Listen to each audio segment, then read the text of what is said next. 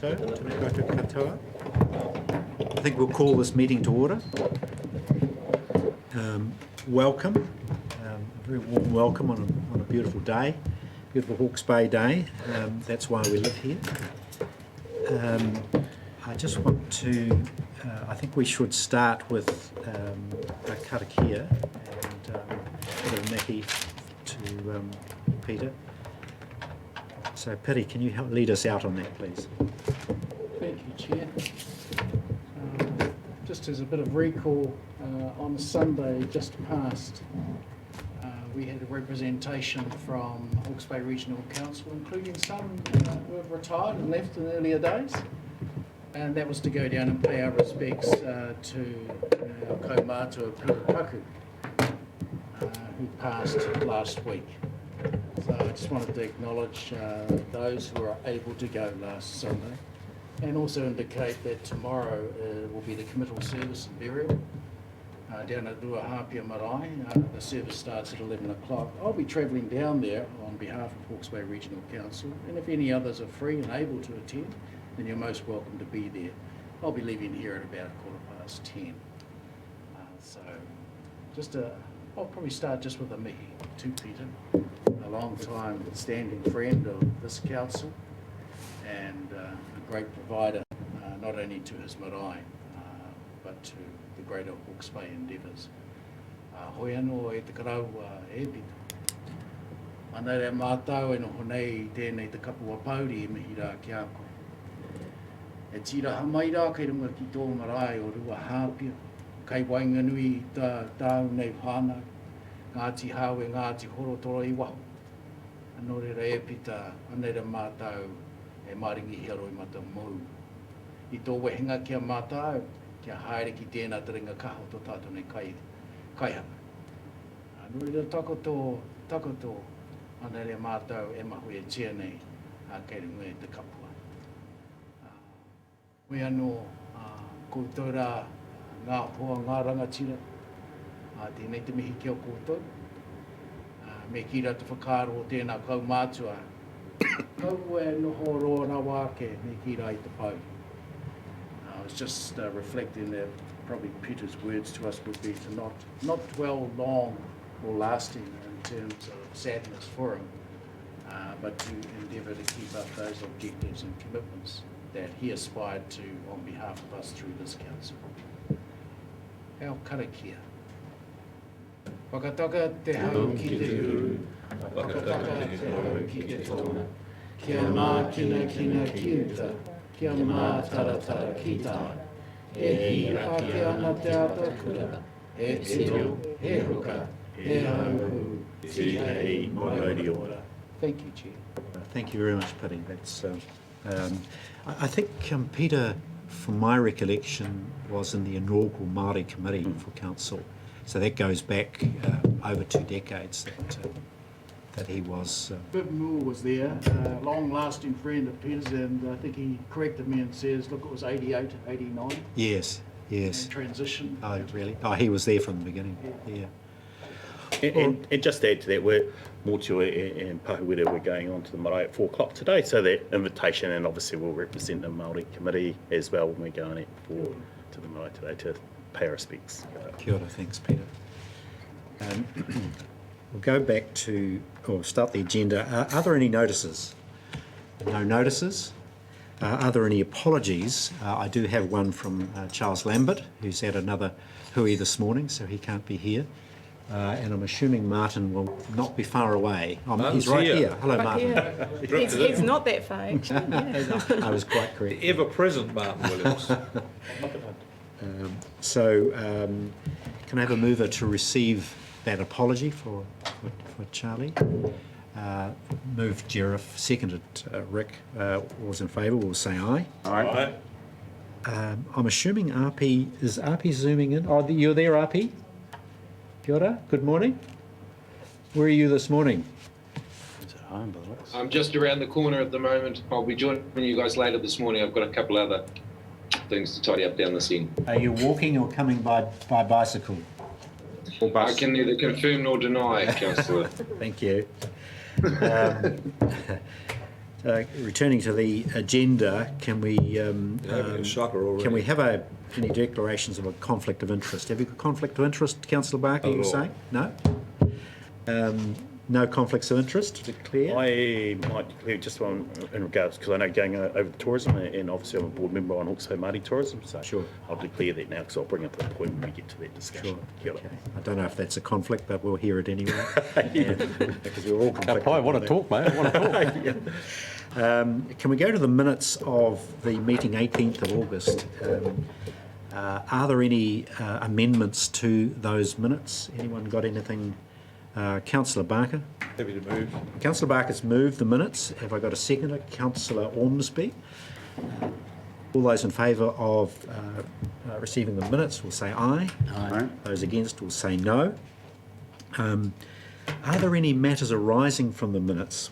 We tend to have some discussion around matters arising, whether it's a redundant term, but being a traditionalist, I'll stick to that and ask, are there any matters arising from Don't the see minutes? matters arising on the agenda, but let's do it anyway. There are none, thank you. Now we'll go to the follow-ups. So that's on page 3. We've got 3 follow-up items there. Are there any issues with regard to those? Just take those as read. Take those as read. Alrighty, can I have a mover to receive that report on the follow-ups? I'm happy to move. Councillor Barker, Councillor Ormsby, all those in favour will say aye. Aye. Carried. Now I'll call for minor items not on the agenda. Have you got anything to raise out there? Gosh, I don't believe that. That's probably a Good, first. proceed. We've got a big day. Yep. Alrighty. We have a big day. We do indeed. We've got a vast tome of papers to consider. So we've got Gus here. We're now moving to agenda item 6, which is the Economic Development Review. Gus, do you want to take the chair at the front, please? And your questions will start now. Just the red chair, so we can The red press chair, it. yes, I have a button here. So, Chair, just before Gus goes to the stage 2 of the review, I just note the fact that this has been a relatively long journey over the last 12 months or more. In fact, it's probably closer to 18 months, and there were some delays related to COVID in completing this piece of work. Originally, it had been intended to inform long-term plans of the 5 councils, but that was not practicable, particularly with the important engagement with key stakeholders along the way. So we're now at the final point of decision-making in relation to this review, and it has been workshopped with the 5 councils, and we're really now at the decision point for today. So just in the interest of what is a fairly heavy agenda, it's my suggestion to you, Chair, that we don't go through laboriously all of stage 1, stage 2 of the review and all of the findings, that we take that as read. It is important that the full documentation has been provided into the public domain today, because this is the first outing of all of that material into the public that has been commissioned and been underway for the last 12 months by the 5 councils. So with that, I might just hand to Gus whether there's any high-level overarching comments you want to make, and then we might just go to questions. Yeah. No, very happy to move to questions. I think probably the only thing the only comment I'd make is that throughout the review, people have made the comment that for Hawke's Bay, it's going to be very clear to have really clear purpose with what we're doing and be incredibly focused. And so that is what we have been investigating, and where we've got to is essentially there are a lot of players helping small businesses in that space, so helping with training and professional development advice. Business Hawke's Bay had started to get into that space. It's quite a crowded space. There's an incredible need for it. It's really important, and there's probably a role for additional funding. But what is not happening in Hawke's Bay at the moment is the more strategic thinking that particularly supports Matariki and works with some of the bigger sectors and companies to really do things that they can't do themselves. So that's basically where we're focused. The recommendations, and then what would that model look like if we were to build something effective around that? Any questions? Councillor Foss. Just a comment, actually, James, to your team. the table I requested for basically the net fiscal result to us of the recommended proposal, and then the one slightly more detailed you supplied later was very, very helpful and beneficial in helping drive my decision. So thanks so much. And actually, it'd be great if something like that appeared in front of every similar type paper, which is talking about financing. It made my contemplation of this issue very, very easy and simple once I saw the net result. So thanks. Councillor Barker.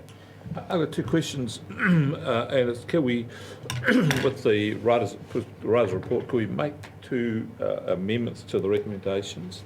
And it's, I think, to just state explicitly what we're doing here. The first additional amendment, but this proposal involves no extra cost to HBRC. So if we're explicit about that, I think that's what the paper says, so we say that.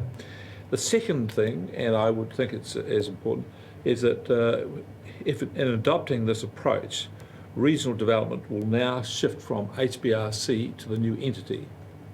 To be clear about that, so that we're not going to be, in doing this, we're transferring regional development to the new entity and we're out of that space. And I think if those two notes were in the decision, it would be clear about what we're doing. So, Through you, Chair, is that a recommended set of amendments to the recommendations to the paper, or is that?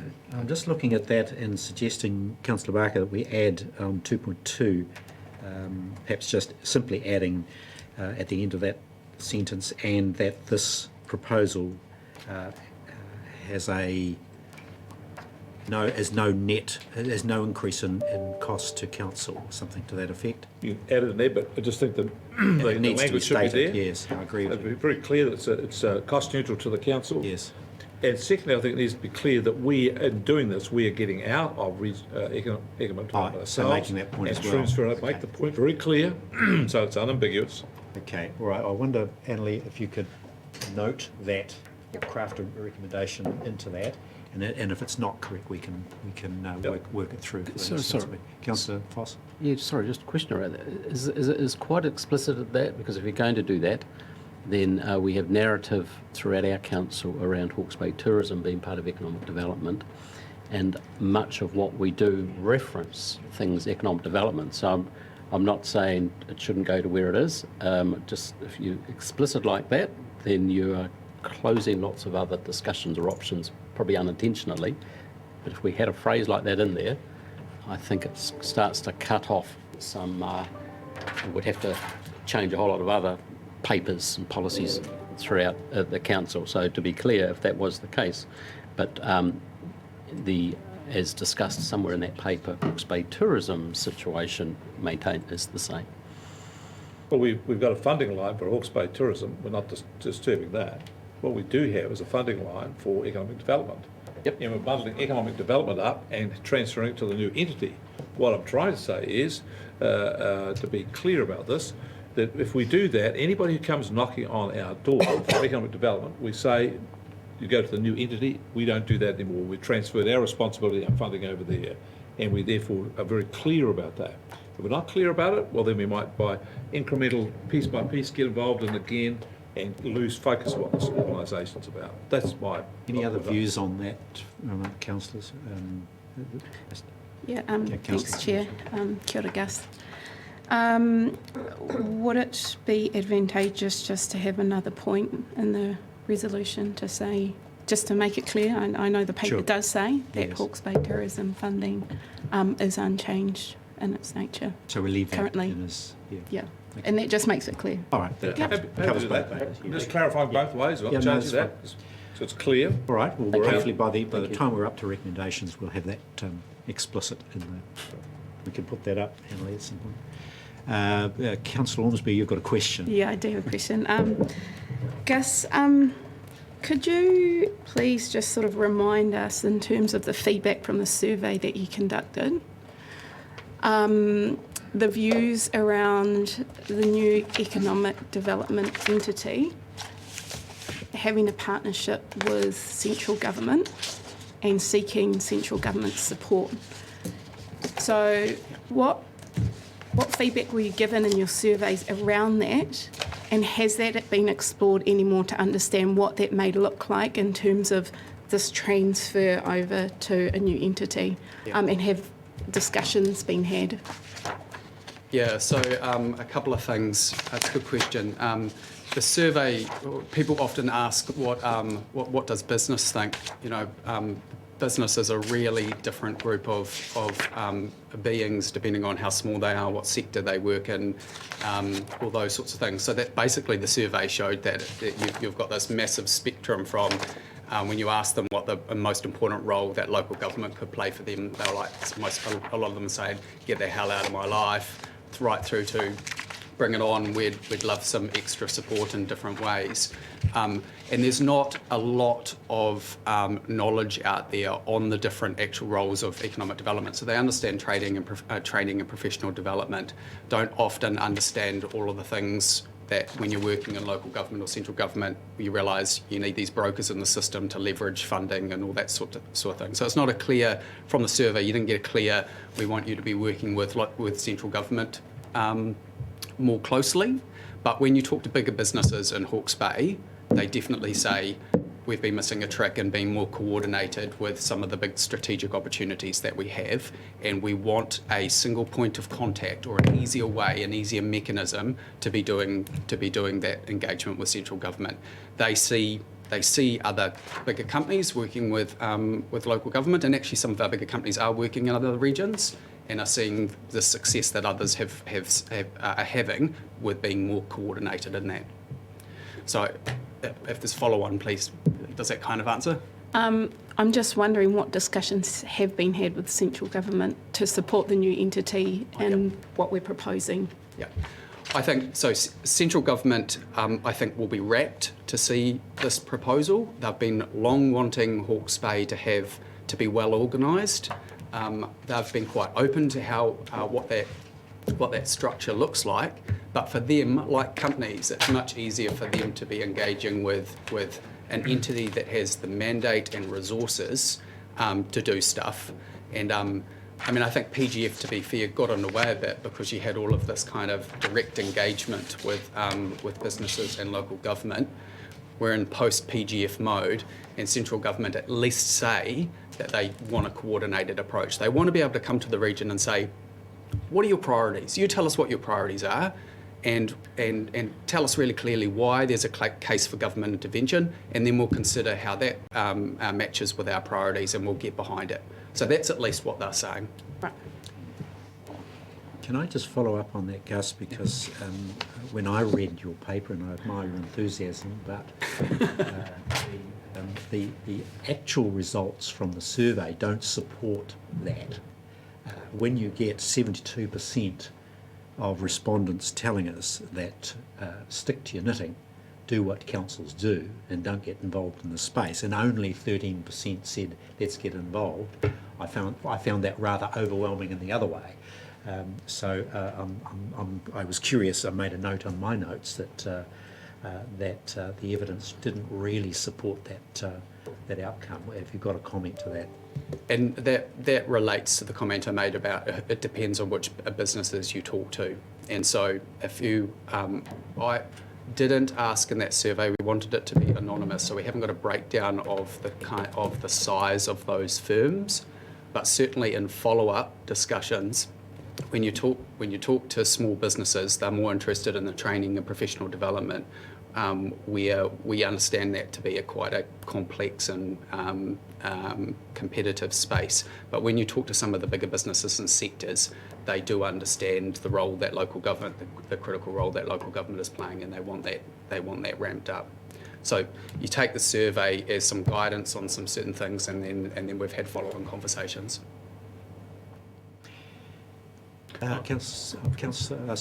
Peter. Yeah, mine's just in regards to about procurement and in the review and then obviously for Māori and their business around partnership, it would make that's a good statement to make. I know James has commented on that previously. So when those tenders and those contracts go out, and it's an important part for Māori to be involved in that procurement side, which I think is a national direction coming throughout the country. So I thought that was quite a valid point that's put in that document. Yeah, I mean, and this is an important thing to continue to think about, I think, from a local government perspective. I mean, it's a conversation that's happening nationally, right, about how we both help small businesses with their first contracts so that they're able to build scale and capability over the time. And of course, it's incredibly relevant for Māori as well. So how you do that in a system which is really focused on delivering value for money for ratepayers or taxpayers, and the kind of speed that often is required. So there's going to be sort of an ongoing tension, but it's definitely an area where we need to continue to think about, I think. Councillor Foss. Thank you. Just a final comment. I think there's general support where we land, but once the new entity's in play, can I just note, someone just asked about the central government's part here, and that part of their strategy is obviously Matariki, and I have an strong interest, as does the council, in the Food East. And there'll be a lot of discussions of this. It's just almost operational, but I'd like to stress that strong consideration goes to anything related to food, be potentially in the Food East area, and anything government administration may land in the what we think of as existing business hub. I understand the mayors are relatively comfortable with that kind of line. I know there'll be greyness in there, but it might help satisfy some of the other challenges to implementation that have stopped us in the past. Good. Councillor Taylor. Yep.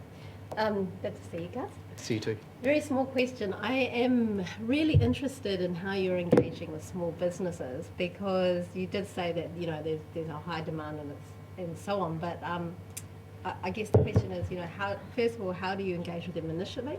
And how are you ensuring you're not leaving anyone behind? Because I believe that there'll be a lot of small businesses out there that have absolutely no idea what is available to them.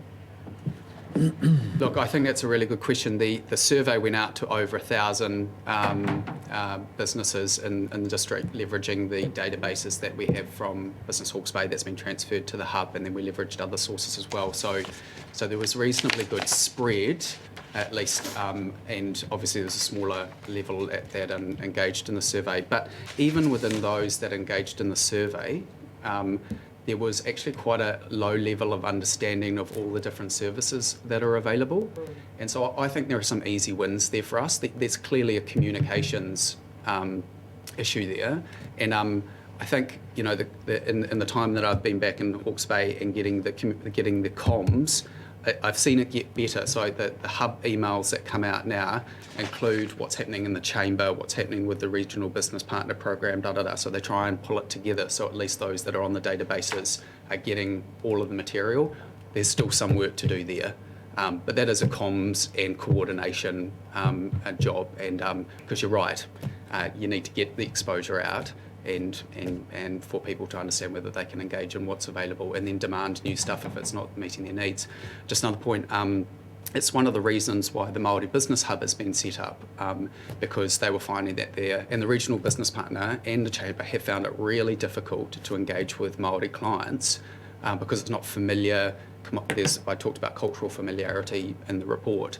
And so we do need to find different ways, which is partly why I think a by Māori, for Māori approach to economic development is going to be important, because they will have a better opportunity to reach the people that haven't been reached through the mainstream services. Chair, if I could just add, I think that's why the retention of the Business Hub as a one-stop shop for businesses has everybody providing services co-located and retaining a concierge service effectively to channel traffic to the right place remains a core part of this proposal. Thanks.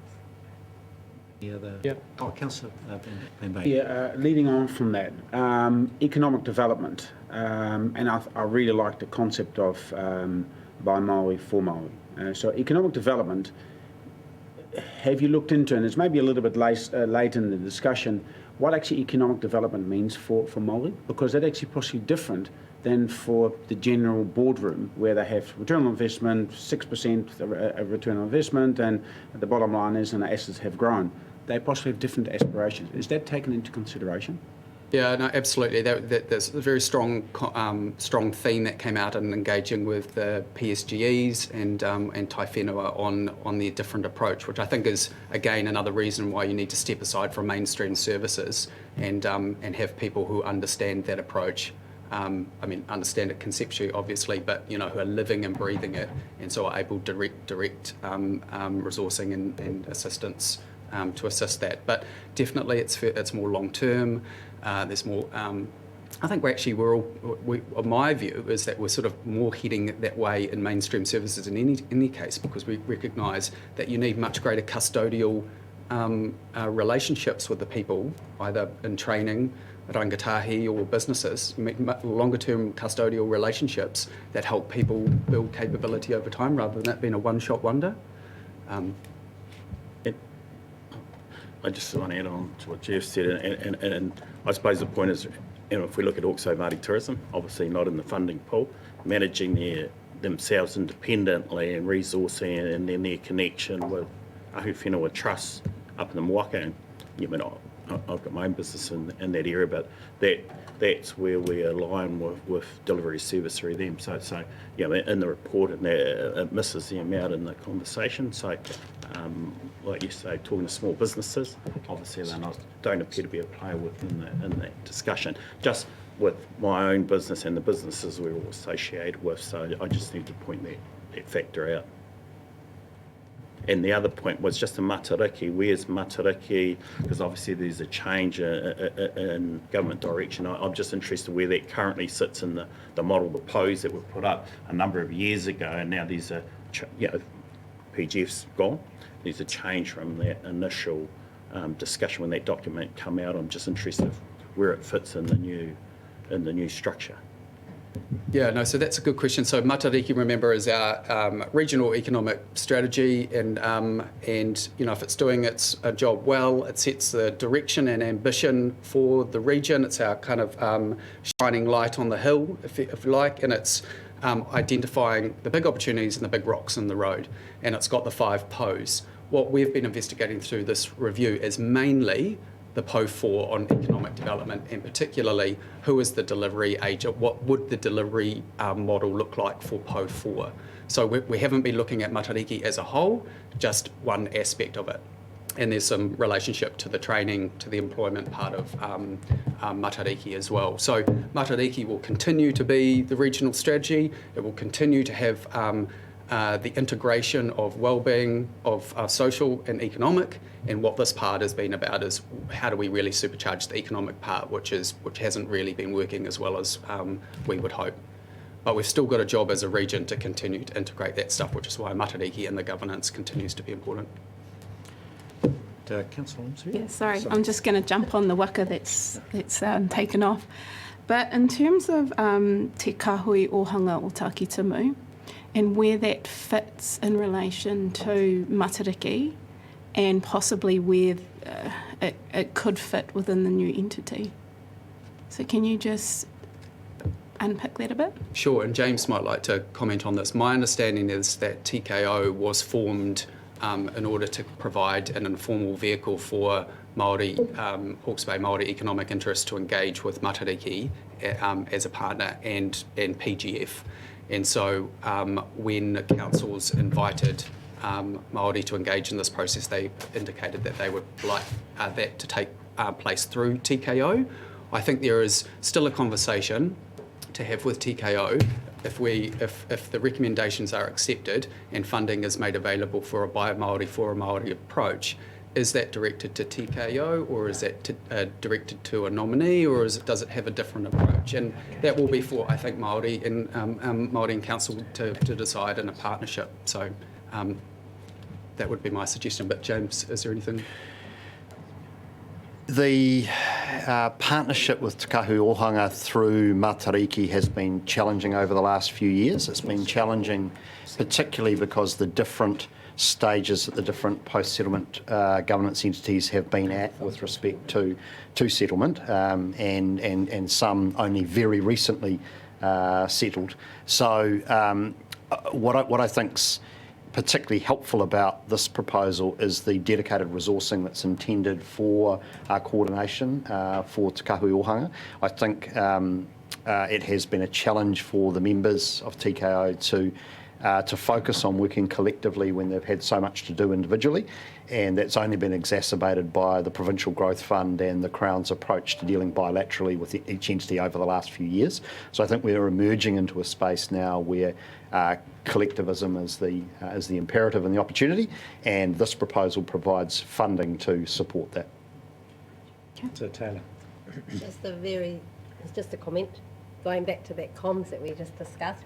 You know, I just think that you have this new entity has a critical role to play right now following this COVID environment, and we're still in that COVID environment. Businesses are going to struggle, businesses have struggled, and I just think it is really important that communication begins sooner rather than later, because there are a lot of businesses that don't really know how to get out of the hump that they've found themselves in. So it's really, it's wonderful. I fully support the entity and economic development, and I do think that businesses really need that support now to keep this region developing economically well. Now, I think we've just about had enough questions. Can we just go to the recommendations and just be satisfied that we are comfortable with those? James, did you have suggestion on those? So look, two suggestions in relation to 2.7. The wording effectively removes HBRC from economic development. Look, I'd note we're still going to be a funder, so can I suggest effectively removes HBRC from direct delivery and replace economic development with business and industry development, given the point that Councillor Foss was raising about the breadth of our interventions that contribute to economic development.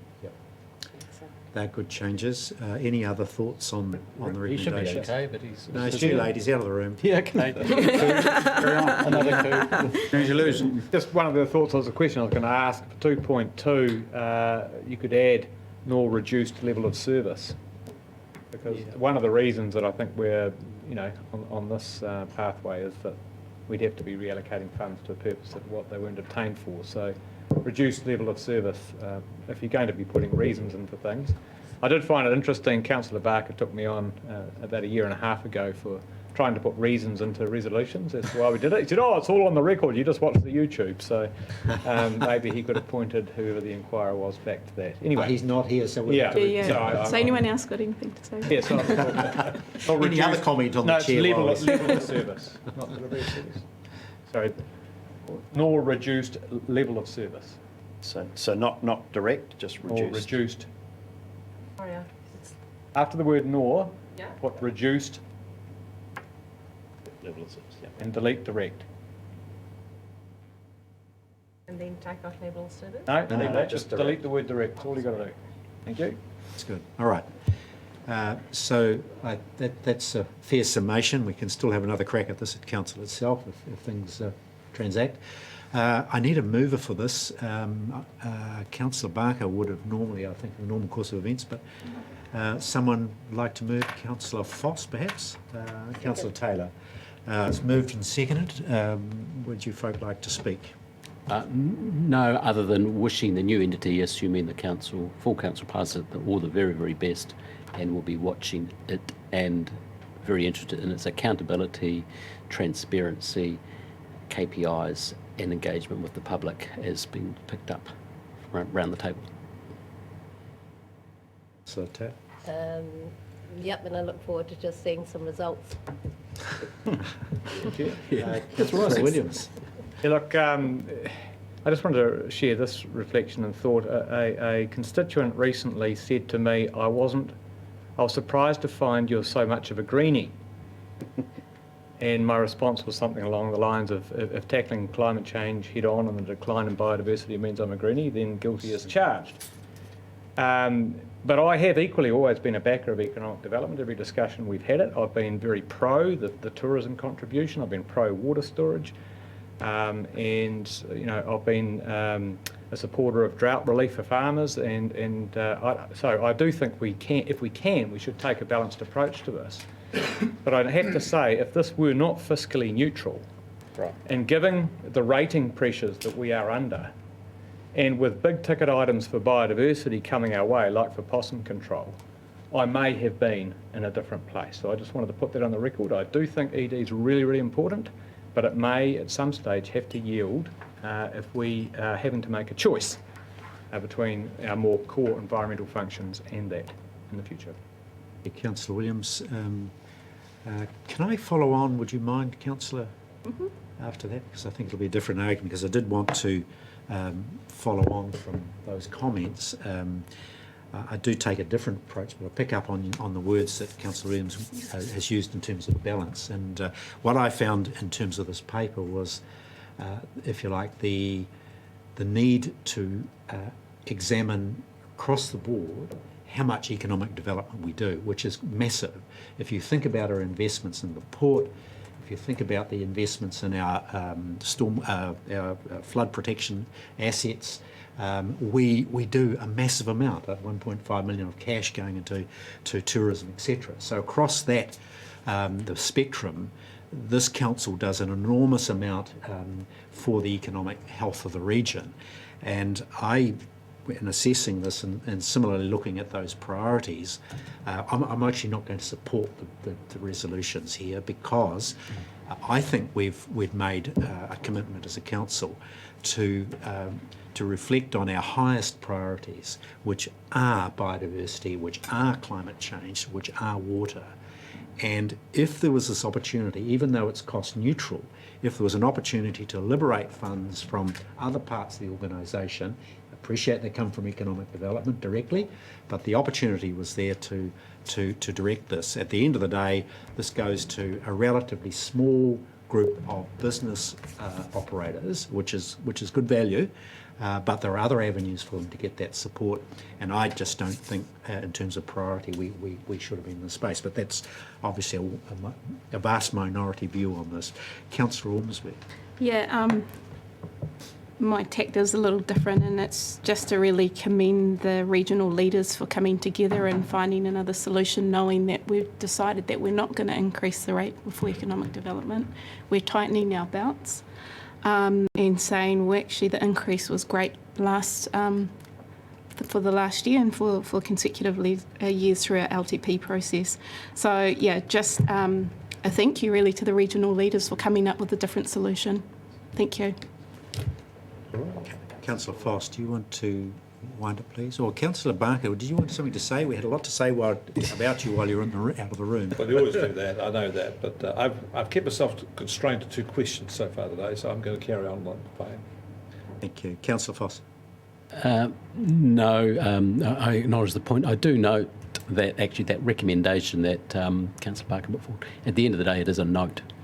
It's recommendation we note, which is absolutely fine and may keep everyone safe on the way through, and may be tested when it goes to the full council. But no, acknowledge all the work that's got to it. It's a hard space. As an expert in the RMA was speaking over there, Councillor William, just occurred to me, under the RMA, we're obliged to balance our economic, social and cultural well-being, I think. But anyway, I don't want to go down that rabbit hole. It just suddenly occurred to me that we're suddenly doing a runner from it. Anyway, thank you, Chair. Great, cheers. Look, you've got the resolutions, you know what they are. I'll put those. All those in favour of the recommendations will say aye. Aye. Those against will say no. That's just one no. Are you recording that? I'll record it, yes, please. Yeah. Yes, I am against it, yes. Let's move on to, so that'll come back to council obviously, and we'll have another round on that. We now move to agenda item 7, which is the compliance annual report. Can we have... Katrina will lead this one away, Chair, and we've got the team, so Rob and Jack, and I don't know how many seats we'll be able to get up here if we can get Simon and Mike in as well.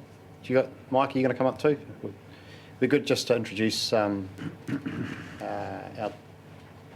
team leaders. So, I did have a comment on the noted that the compliance team is somewhat the engine room of the organisation, or the front of the forward pack. Well, you can see why they're the forward pack. So. Katrina, are you going to make any opening remarks, or just throw straight to Mike? throwing it or straight Rob. to Rob, Rob? actually, Okay. Rob and Jack. They can take it from where. Thanks, Katrina. Before we start, we've obviously had a big change in our compliance team in the last year or so, so we'll bring them all along. So I was appointed compliance manager in June this year. We've got Jack, who's our team leader for the industrial and urban team. Mike Signal, he joined us in June this year. He's our enforcement team leader, and he's come from the police. And then Simon Moffat got promoted to the team leader for the rural team. So we'll just give you a rundown on their annual compliance report and enforcement report for the 2021 year. So a quick overview. The compliance team includes the compliance monitoring of consents and the enforcement function of the team. This is the second year, full year of data from our new IRIS system. So we've reported on the types of monitoring that we do, such as site visits, overall assessments, reporting and receiving samples. And with the new system, and this is the second year, this has allowed us to make comparisons to the data from last year a lot easier for us and the gradings. We've reorganised the report a wee bit to emphasise on the three waters activity types, separating the wastewater, stormwater and the public water supply, and just to highlight issues regionally rather than just report on individual authorities.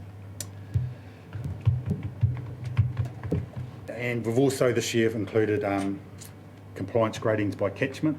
That was kind of a recommendation from last year, so we've managed to start doing that, so Jack will cover that shortly. So the number of consents we were required to monitor is very similar to last year. So we were required to monitor 3,297, and of that there was just over 2,000 water takes and just over 1,200 discharge takes. All the other just bore permits and structures which we do not require to be monitored during the year. So to break that down a bit further, we monitored 94% of the consents that were required to be monitored, and that's slightly up on last year's figure. Of that, 83% were fully compliant, compared to 89% in 2020 and 93% in 2019. Discharge consents were more compliant than last year. Water takes.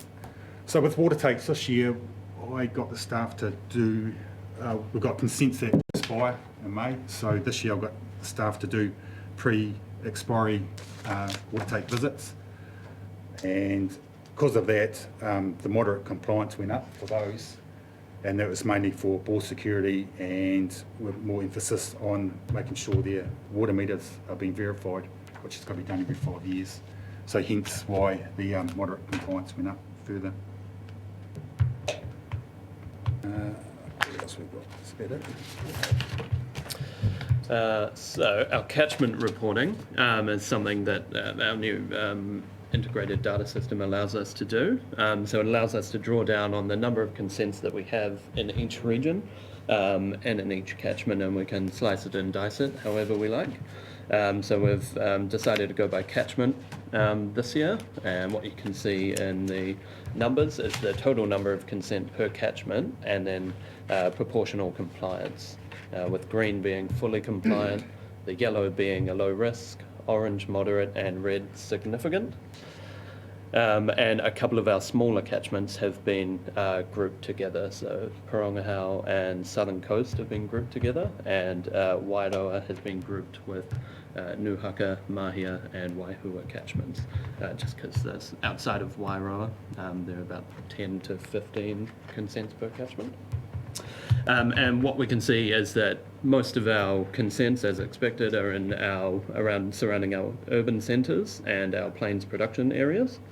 And we also have the highest level of non-compliance where those catchments include our industrial sites. So that's our Karamu and the Tutaikuri as well. So Tutaikuri has some of the catchment from the Amahu Road industrial area, whereas Karamu includes other Hastings industrial centres and the Whakatu area. And then the Ngāruarodo, the majority of those non-compliances are related to wineries and other discharges over the plains up there. And then in the report we have a breakdown of those non-compliances. So we're seeing a fairly even spread of significant non-compliance, but most of it relates to either significant industrial discharges or our municipal operations. And those are detailed in the report a little bit more. And then, as Rob touched on, we've put a bit more focus on three waters, so comparison year-on-year improvement. And what we want to show is that we're monitoring more and we're moving towards a greater proportion of compliance, and I think this shows it. Especially in stormwater and wastewater, we're managing to get around all of our resource consents held by local authorities. So this includes your major ones, West Shore tidal gates or the Clive wastewater treatment plant discharges, but also the smaller three waters consents held by the TLAs that are previously not monitored every year because of risk. We've just bumped them up so that they're included in these. And we're seeing a reduction in non-compliance, especially in wastewater, which was one of our worst performing sectors, I guess, or consent types last year, where we had more than 75% non-compliant. We've seen a big reduction in significant non-compliance, similar level of moderate, but a big increase in fully compliant consents, which I think is reflective of both the work we do, but also the investment that the local authorities are putting into their wastewater and three water networks over the last year and a half, and we expect that trend to continue as well. So our 4 significantly non-compliant wastewaters are all in the process of going through major upgrades. So 2 are held by Wairoa District Council. One is for the Wairoa Township wastewater treatment plant, and the other one for the Opatama treatment plant. For Opatama, it's being fully reworked. They've basically installed a brand new treatment plant, which should be online end of this year, and we expect that to meet the treatment standards that the old one wasn't. And the Wairoa District Council has been through quite a process, and just recently in October been granted a new consent, which has some pretty significant upgrades coming along, and they're remaining compliant with that so far. So. And the other 2 are for Central Hawke's Bay, Waipara and Waipukurau, and they have a very heavy program of works to upgrade all of their wastewater treatment plants. So hopefully in the next period we'll see a reduction in that. Drinking water is probably the one to touch on because we've seen a reduction in the level of compliance, and that's because of these increased focus on biosecurity around those municipal supplies. So although all of the bores that are in use meet the required standards, there are some bores that are part of the resource consent but are not currently in use that need additional works or have flow meters verified, and they require a bit of capital investment to get that done, and those are all well underway. So we should see an increase next period as well in compliance. Just to touch there on the flow meters, we've kind of requiring them now to get their meters verified with the flow rig like everyone else. So like Jack said, some of it's a bit more of a change in their infrastructure. So we've made them moderate compliance until they can get that done and get those meters verified. And that's a reflection of, I guess, the importance that we place on them and the urgency that we want it addressed, rather than any environmental effects or something like that. So that's something to keep in mind. With our urban consents, so these would be probably the breakdown of some of our biggest groups. The good news story for the year is a domestic effluent system. So these are your on-site systems for homes or very small, very low flow systems, homes, holiday homes, batches, Airbnbs. And we generally see really good compliance with those. A couple of moderate non-compliances for breakdowns in system, and one significant for just complete neglect and a refusal to take any action, and we're going through an enforcement process with that one. We've seen an increase in the number of fully compliant consents across most of our big industrial groups, including wastewater. So the wastewater ones there, the industrial effluent and solid waste. And we've seen that in the rural area as well, just an increase in compliance across almost every sector, which is really good to see, with the exception of water takes, which is where we push our total back a bit. And then in the rural areas, an increase again and level of compliance for dairies and feedlots. Where we've got significant non-compliance, we have taken a really strong enforcement focus on that. So whether that's through infringement, abatement, or in higher enforcement action through prosecution or court orders, every single significant non-compliance is being addressed, and we're taking steps to make sure that those same events, if it is a one-off, don't occur again, or if it's say persistent non-compliance, that we are using abatement notices to change behaviour and direct them a bit more if they're not taking the initiative themselves. The wineries, you will notice if you compare it to last year's figures that we've monitored less and there's a greater level of non-compliance, but this is a change in the way we're reporting. So last year we included every consent held by a winery, which included water takes. This year we're just looking at the discharges, so that's winery wash water, wastewater, and domestic effluent systems associated with their staffing or restaurant blocks. And when we look at those same discharges last year, it's a similar level of non-compliance, but importantly, no significant non-compliance. We've managed to address those, and they're working towards full compliance, hopefully, but moving down the grade a bit slower. And then our forestry as well has been quite good. So we had one significant non-compliance identified, and we took enforcement action, and that was for a sediment discharge, and they were issued with an infringement notice and an abatement notice to take actions to install sediment fences and better sediment control on site. And we've seen a really good turnaround from that site. Just on that too, the two guys that deal with the forestry are finding a better response from the bigger companies now. They really come on board, which is that's a real positive in the work they've been doing. So it's really good to see. We'll just go on to the enforcement side of things. So we've had a slight drop of 11% on the amount of complaints we received in the 2021 year. Some good points have come out of it. The infringement notices remained about the same, 86 down from 88 last year. One thing we have done though is you'll see a significant increase in the amount of abatement notices we've issued. I've now instructed the staff, I want us to start using abatement notices a bit more.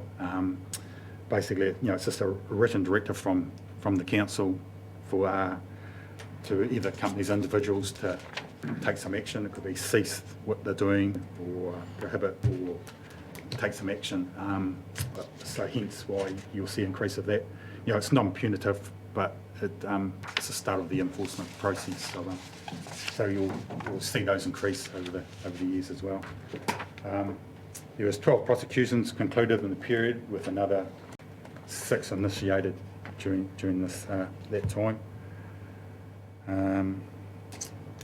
Some of the reasons why the complaints might have dropped was we've noticed less complaints coming in for odour complaints for tomato mushrooms, but we are starting to get a few more coming in for the chicken farm, at the Bostock's chicken farm, and spreading chicken manure.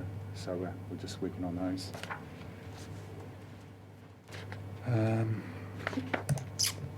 So yeah, airshed offences, again, reduction in related complaints for this in the third year. This is the third year that they've reduced. We invested 10,000 in a winter burning campaign this year, which was had a really great result, and just we're noticing now people are becoming really aware of our burning rules, so it's a real positive. That's about it, eh? Yep. Yeah, and then just our focus for the current period and the final 6 months, 8 months, and the lead up to June. We're looking at we had a lot of I guess really good feedback on that education campaign for our airshed burning, and we've seen good results in the data as well. So fewer complaints and fewer infringement notices issued, fewer incidents overall. So we're looking to move that forward into other areas, especially where we have a large volume of non-compliance, and one of those would be around our industrial effluent systems. So these are for treating not wastewater, but human wastewater. And so we're looking at changing our accreditation program and working with suppliers and service agents to really address that and get that level of non-compliance down. And then also looking across our stormwater issues with a wider education and engagement focus. And another thing we're looking at too is activities around source protection zones. Start taking a good look at that and to see what activities are going on there and start monitoring those. Obviously, Biosecurity is still a hot topic for us, so we'll continue our program on that. Mike's team, they've done a bit of work on vehicle dismantlers and all that, so a few closed down and a few have got consents now. We've got the tyre storage NES come in, so we're going to start kind of an education campaign on that first. Anything else? Yep. So a big bit of feedback that we've had from our partners, mostly the other local authorities, is around managing and enforcing their stormwater discharges to their network that end up in the receiving environment that they're largely responsible for under a lot of their global consents. Under their stormwater bylaws and the Local Government Act, they don't have a lot of enforcement power. They're really limited to prosecution with a maximum fine of 20,000. They're unlikely to get the maximum fine, and any fine they do get would be probably dwarfed by the cost of taking that action in the first place. So we're looking, working with them, preparing an interagency response framework so that we can use our enforcement powers to assist them with those, because we can do infringement notices, abatement notices. We can probably get a lot more behavioural change quite quickly without having to go through the prosecution. And we're just working out how we work together as a team, what our responsibilities are, and where the line is between, I guess, for culpability for them. Have they done enough to prevent this in accordance with their consent? So it's about where we draw that line between looking at an individual polluter and the network operator as well. And that's something that we hope to have in place next year. Chair, just before we go to questions, can I just make a couple of overarching comments about what I think you're seeing? Over the last 3 or 4 years, or 3 years in particular, you'll have seen that there's been a significant increase in enforcement activity right across abatement notices through to prosecutions. That has been very deliberate and it has been partly associated with the significant additional resourcing that Council has provided to our compliance team over the last 3 years. And what's really pleasing to see is that we're seeing the behavioural change respond to that, and we are seeing high levels of compliance right across the board. So it does suggest that our additional focus on this is working. The other thing you're seeing is the benefit of our investment in the IRIS IT platform, which enables us to report much more granular data than we were able to do previously. And I just want to acknowledge the huge amount of work that Jack in particular has put in alongside Rob on preparing today's report. But also on the hard work that that all the teams do. It's not easy out there. They're usually not welcomed and received warmly by those that they have to interact with, and it does take its toll on staff from time to time. It's important work, but it's hard work, and I just want to register that and express my thanks to the team for a high quality report and also the work done through the year. We have got a senior member of the team about to join us, who is a woman, so there is some gender diversity in there. But she's also coming from the New Zealand Police, so we're slowly hollowing out the district in terms of police roles. But we're really grateful to have those skills come into the team. Great.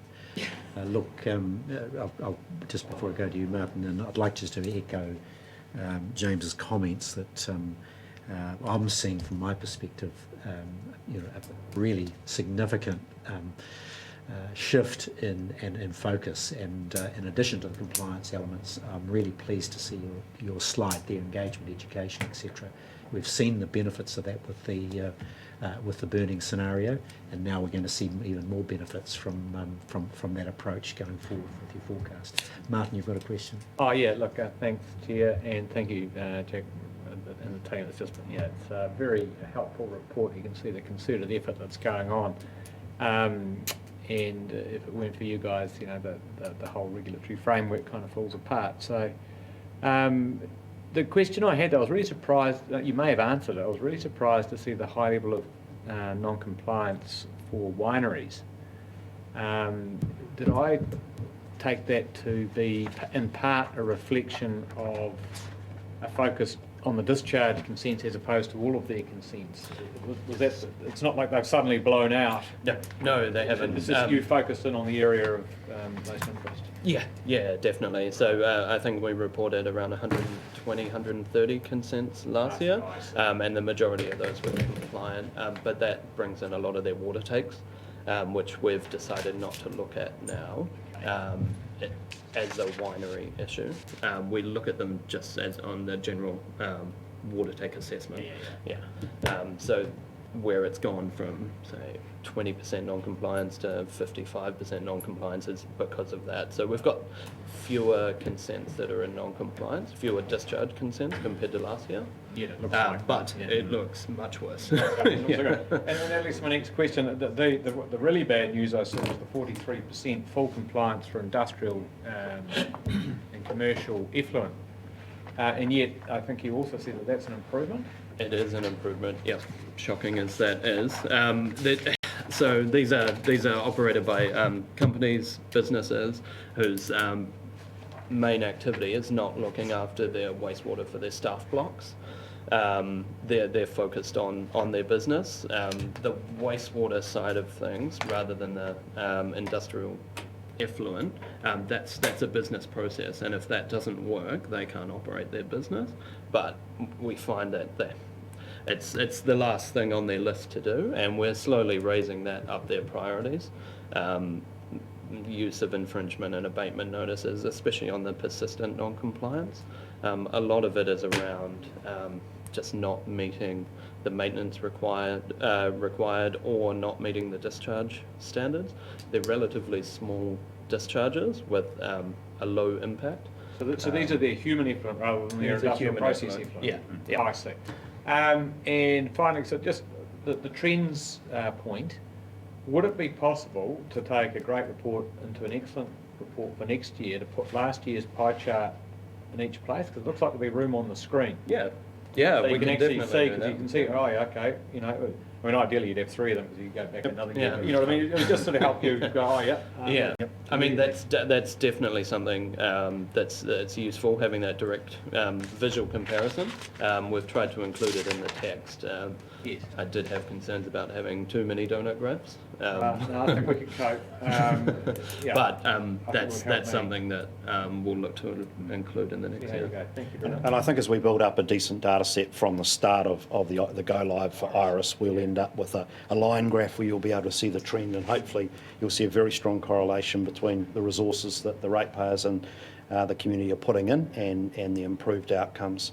Just on that point around the relatively low impact non-compliance we're getting in the industrial effluent space, we're still caught in the situation where the financial penalty for an infringement notice is still pretty low and pretty ineffective, and the legislation was changed last year to triple the amount that we can fine, but the regulations haven't been promulgated to enable us to do that. So there was a meeting with the Minister for the Environment this morning that I was unable to go to, and I asked this morning that matter be raised with him again as a matter of priority for us.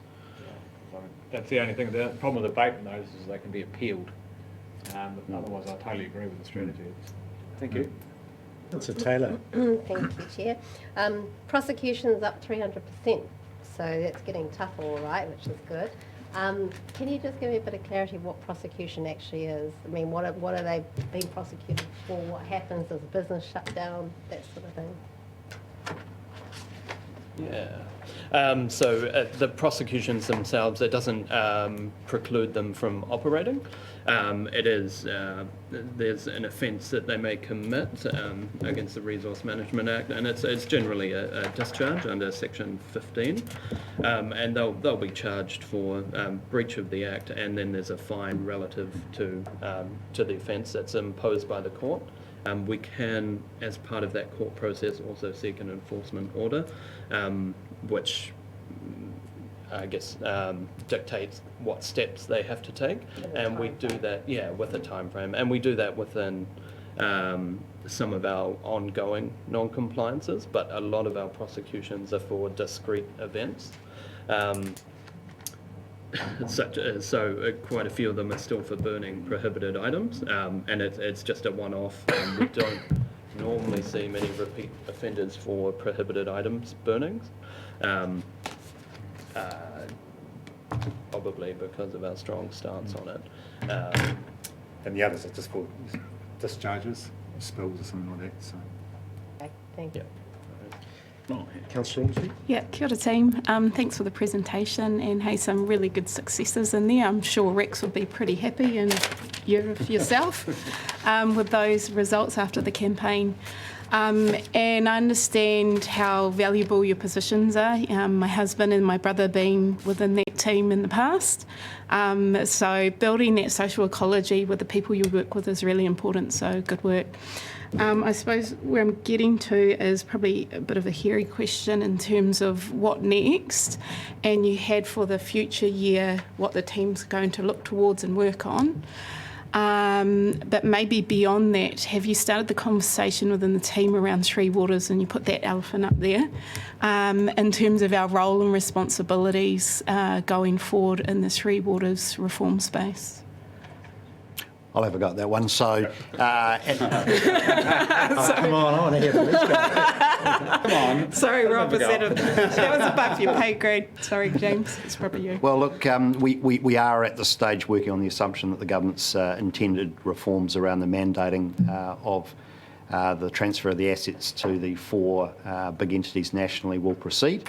And on that basis, we will retain all of our enforcement functions as we understand it, as they are currently configured.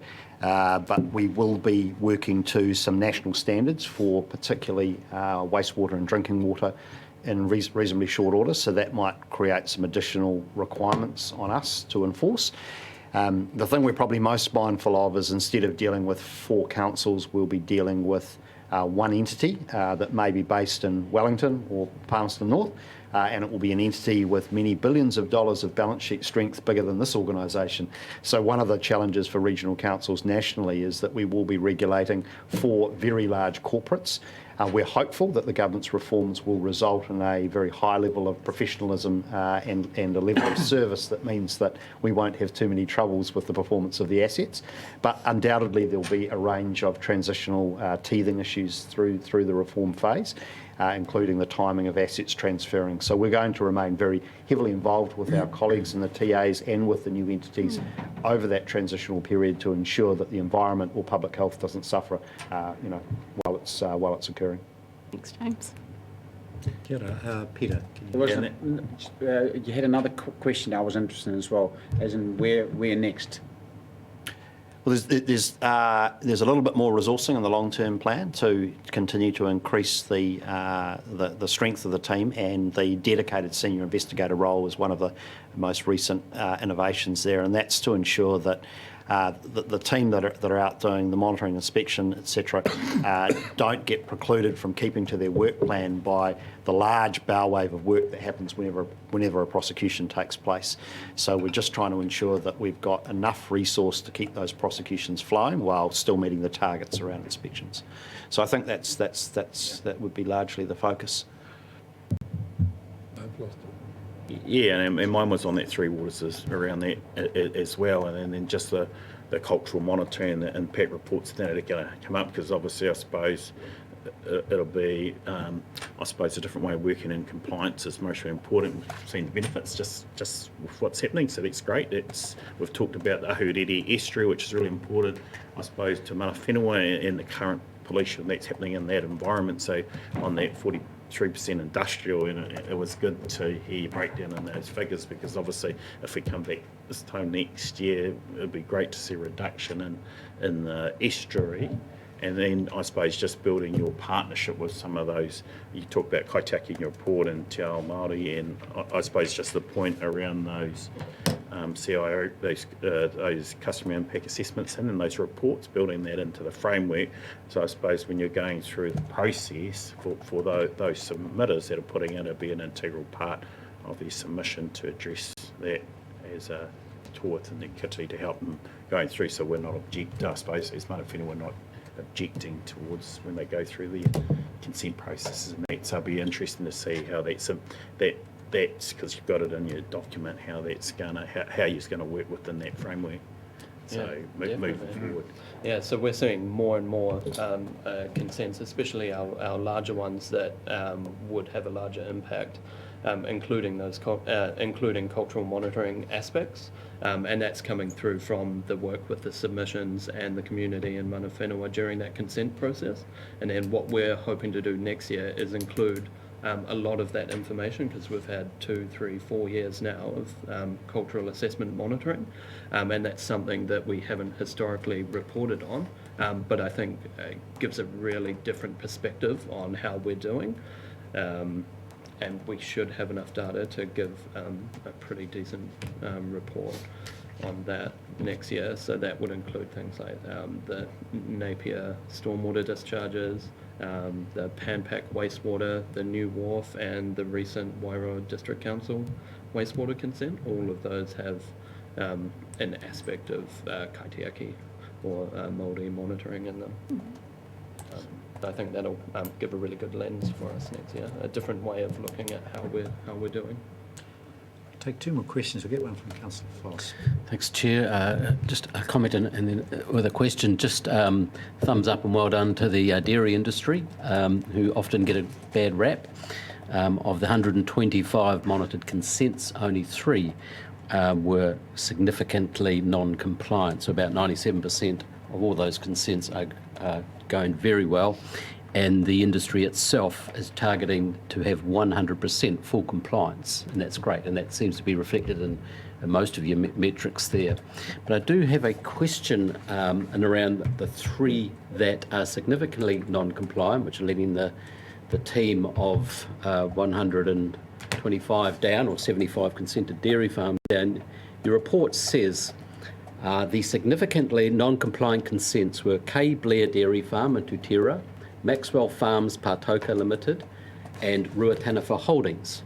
and you say it was related to repeated discharge sampling failure. Now, I don't want to compromise if there's any action or enforcement action, please don't go there. I'm just repeated, that seems kind of more than significant. What is it? It's not, they're obviously not one-off, but this, No, can so you just the enlighten us a wee bit more, because they are letting the team down?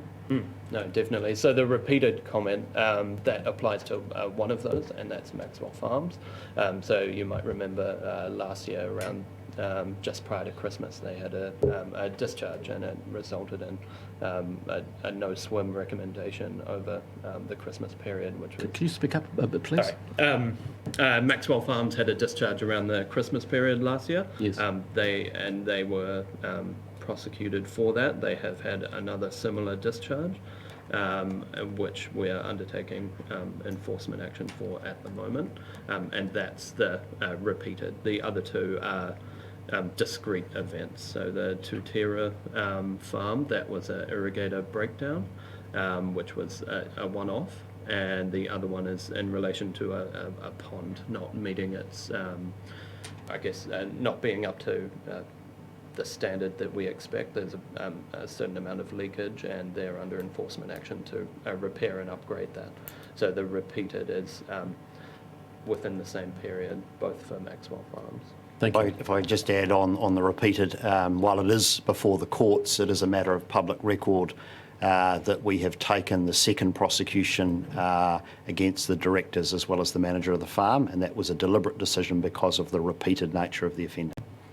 Thank you. Alleged offending. Just continuing around, Councillor Barker, and question 2B is Councillor Van Beek. Thank you, Chair. Very good report. These reports have improved over the years, which is very pleasing. I want to go back to the Council's policy, which we thought of very carefully about this, and when we were drafting our policy, we set a framework within which our enforcement was to take place. And in doing that, crafting, we saw that the success wasn't to be measured in terms of the number of prosecutions we took or the number of prosecutions we succeeded in. Success was to be measured in behaviour change and observing the rules. So with that in mind, you spoke about abatement notices, about using them to bring about behaviour change. I'd like to talk to me about how you are mindful of behaviour change and bring about compliance rather than going straight to prosecution. Yeah. So So our compliance approach, enforcement is always our last option. There's engagement, enablement, education, and then enforcement. So we try and move through every option, and it's a different degree of involvement. Engagement is letting people know about the rules, getting awareness out there. Enablement is, giving them the tools to comply with the rules. So that's working through our dairy liaison group is a great example of that, bringing everyone together so that they can share knowledge between different operations. And then education is a bit more direct. It's hands-on. It's this is what you're doing wrong, and this is a much better way to handle things. And it's only if those three are ineffective that we move to enforcement action. And we see it's quite a small percentage that go through that enforcement action. Generally, people want to do the right thing. The non-compliance is down to a lack of knowledge or expertise in a specific area. And one of our big drives around education and engagement is about getting that knowledge sharing out there between industry groups, and I think that's really important. Thank you. We'll just continue around. I will get to you, Api. You're far away. We're just going this way around the room. Councillor Van Beek. Yeah. Good morning, team, and always great when I see you guys, because I happen to be one of the larger consent holders, being Twyford Global Consent, and I can still talk to you without actually having to declare a conflict, because I haven't had that abatement notice that we have talked about. And James, if you continue to keep your employment practices or recruitment practices the way you go, the police commissioner may give you a call. Derating his team continues. Okay. Just in regards to the 12% of moderate non-compliance in the irrigation area, is that purely technical? so that actually not having secure wells or meter verification. Most of it is. Yeah. Most of it's the security and just that verification. You don't have data about meter verification where there's a plus or minus of actually overuse or underuse of irrigation volumes? So there are, I'm not sure about underuse, but we've had between 50 and 60 water take exceedances this year. So that's people taking more than their consent allows. That's understandable. Yeah. And that's a lot of our water take consents, about 95% of them are telemated, and they go to our water information services team, who monitor against how much they're allowed to take and how much they have taken, and it could be a daily limit, a weekly or an annual limit. And if they note an exceedance, then that's passed on to our enforcement team who follow it up. And our first one is it's that letting them know that they've gone over, asking for an explanation, and then working with them to make sure they've got the systems in place so that it doesn't happen again. And if it does, that's when we start to look at a more enforcement-based approach. And I must say that educational process you're going through has been very successful. We've had them in the past. We no longer have them, at least not in the last year anyway, touch wood. So normally those exceedants are dealt with by the WIS team, but they're now starting to put them to us, and we're finding once we get involved, people are starting to take notice and we educate, and it's getting a good result. One more quick question. Are you able to break down between when we have air pollution issues, whether they're actually commercial or lifestyle? You're not reporting on that, I understand. Is that maybe possible? Because we do see a trend of the commercial operators actually starting to fall in line with our educational and our communications program, and also, you know, the work that our previous chair has put in place by making this actually a very noticeable and very public issue. Yeah, we definitely can. So every incident we record an alleged offender or perpetrator, whoever it may be, that we believe, in this case, lit the fire. So we can differentiate between a commercial operator, a business corporation doing it, and an individual, and we can provide that information if you'd like it for the year, or if you'd like it included in further reports. For next time. Yeah. Great. Thank you, Councillor. Api, I'm sorry I've missed you a couple of times. Would you want to comment? Yes, I can. Thank you very much. Through you, Mr. Chair, I'll make it brief. The first is process to yourself, actually, around I need to put in apologies. I have another meeting at 11, which will pull me away, and then I can return. I've picked up a number of questions that I'd like to ask, but it might be better, if, with your permission, if I could take those offline and ask the appropriate staff member to invite me to a meeting. It's more about informing and understanding rather than the report itself. So rather than tying down the meeting, if I could ask for a follow-up action in that space. And the only question I have with regards to the report is first acknowledging that it's great to see the new system providing some data to help better inform us at the table. Another example of where technology is an essential core part of our organisation. But my question is there any opportunity for us at the governance level to be able to see some of these high-level movements in activity in the compliance sector? Or I guess the supplementary question to that would be, what is the reporting mechanism or time frame around our compliance reports? Please forgive me, guys, I'm new to the committee, so I'm just seeking some clarity in that space. So there's the annual report in this, and then we've got our quarterly organisational reports where we report on generally high level, the level of non-compliance, the level of enforcement activity undertaken, and how we're tracking towards our level of service measures for the end of the year. So those are done through our organisational reporting quarterly. And that's quite high level, so that would be the best place for it. If you wanted more granular data and something more like activity focused, like Martin mentioned, you could look at we could look at including something like that, how each industry or activity group is tracking throughout the year potentially. That's easy enough for us to do. Cool. So thank you. That's great. And I'll probably get greater detail once I get a chance to meet up with one of the staff members. Sorry, Mr. Chair. One other supplementary question, if I may. There you go.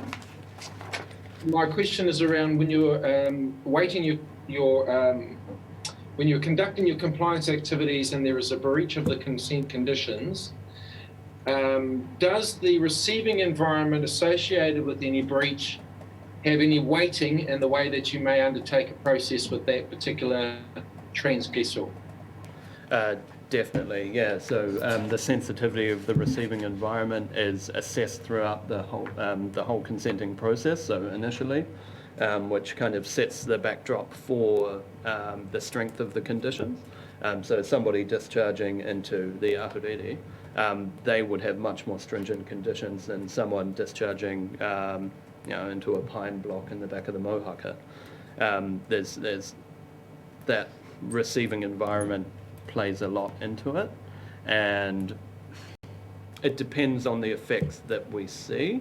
So with our increase in abatement notices, a lot of those are around those sensitive receiving environments where we don't want to wait until we see effects before we take action. And it's a lot more looking at the risk that it's posed. So if we identify non-compliance, we do take a holistic view of all the factors and pull that into our any enforcement decision. Look, I'll just take one more question from Councillor Foley, and then I wouldn't mind, Katrina, if you could make a comment too, please. Thank you. I kind of assumed you were just going around everyone, so sorry about that.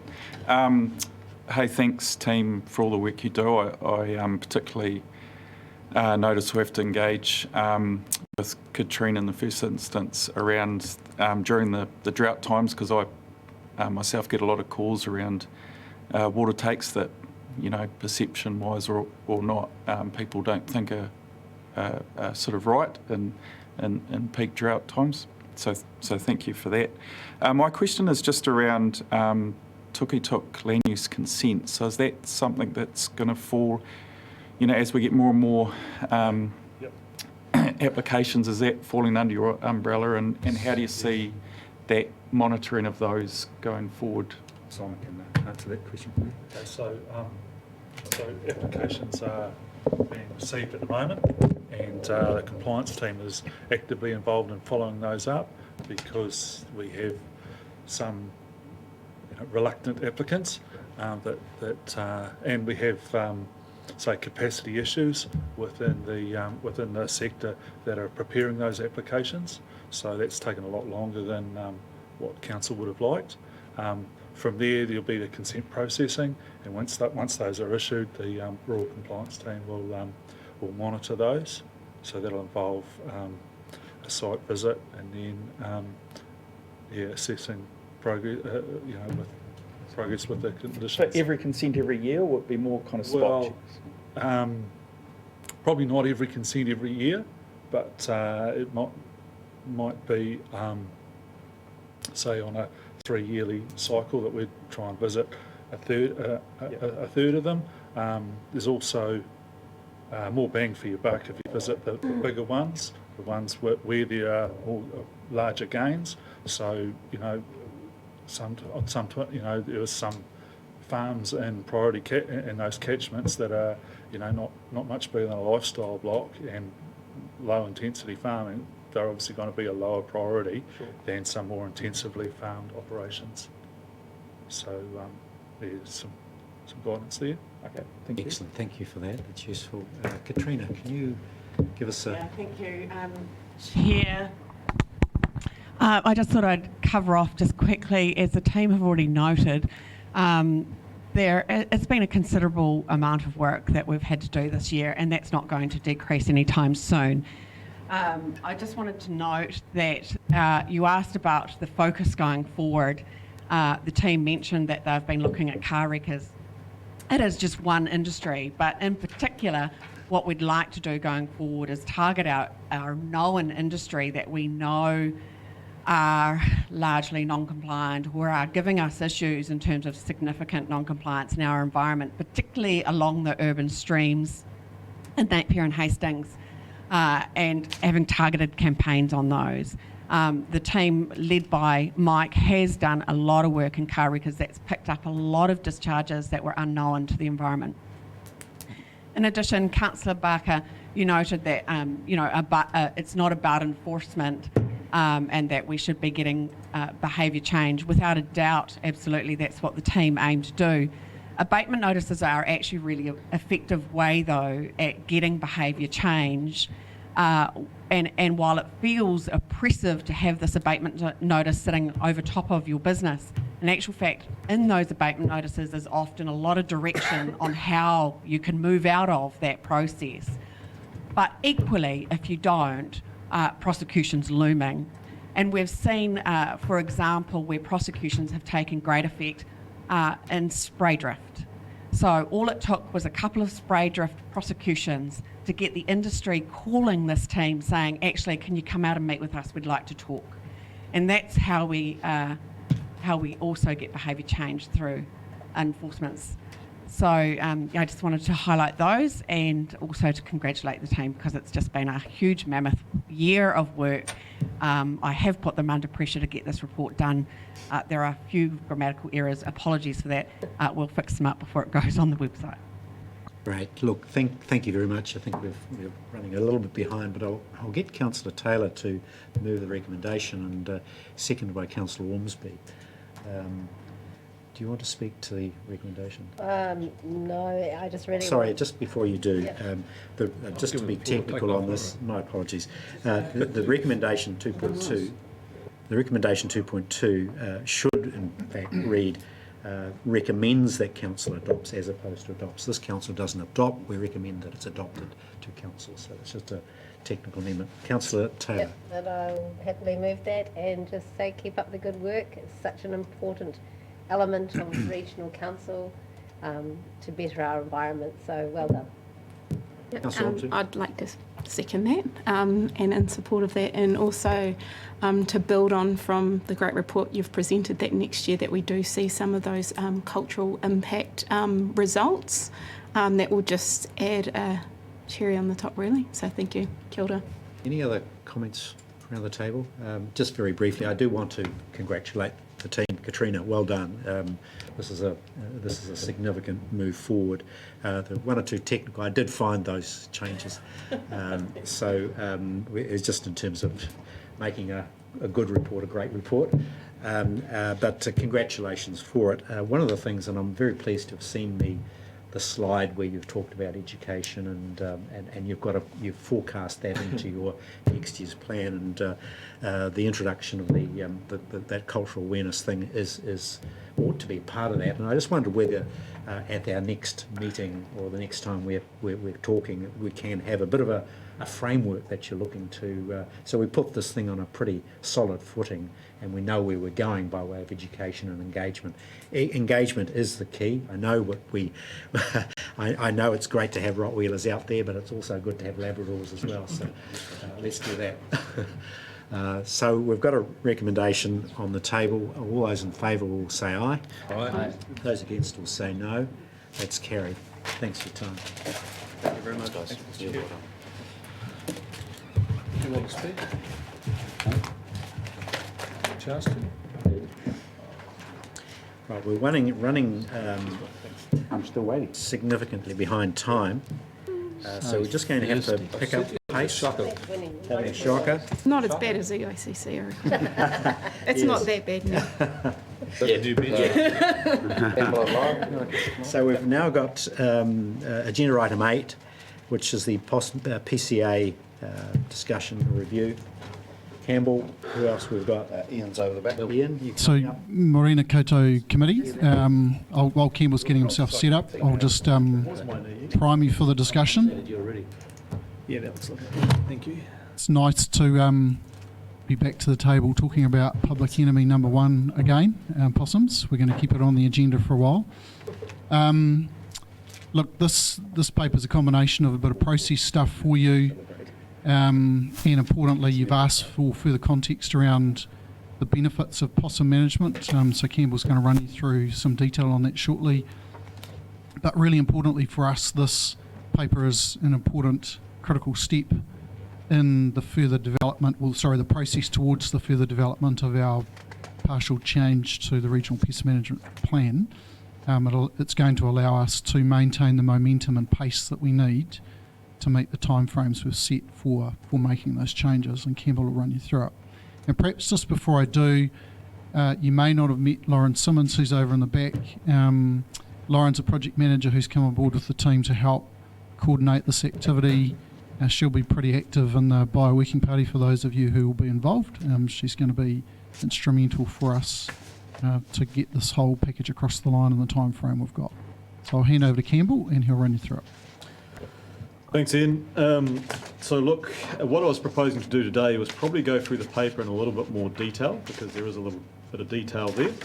But really just want to pick up on some of the key points around the process. And I guess there's three key things we want to have a look at. One is around the cost-benefit analysis. Now, the cost-benefit analysis is part of the requirement of the Biosecurity Act, and you need to have a scenario where the net benefit effectively exceeds the costs before, under the Act, you'll meet the test. So that cost-benefit analysis, we'll go into a bit more detail on that in a moment. The second thing is have a sort of a bit more of a look at the outcomes from possum control. This was something that was raised at a workshop a few weeks back, and so just have an opportunity to talk a little bit more about that. And secondly, and importantly, this paper is looking to establish a biosecurity working party as part of the process for the partial plan review. I just want to talk through in more detail what's involved in that and the reason for that. So if you go through to points 8 through 10 in the paper, that talks about the cost-benefit analysis. The first thing I want to do was to just note that actually you will have received an updated CBA in the last few days. Now look, the reason for that is that when we got the initial CBA, there were some things that I requested which were to provide some additional context around it. So you've got a lot more context in the second version, the updated version. But also the other significant change is that in the initial version, the assessment of the impact of possums on dairy farming was rated as low.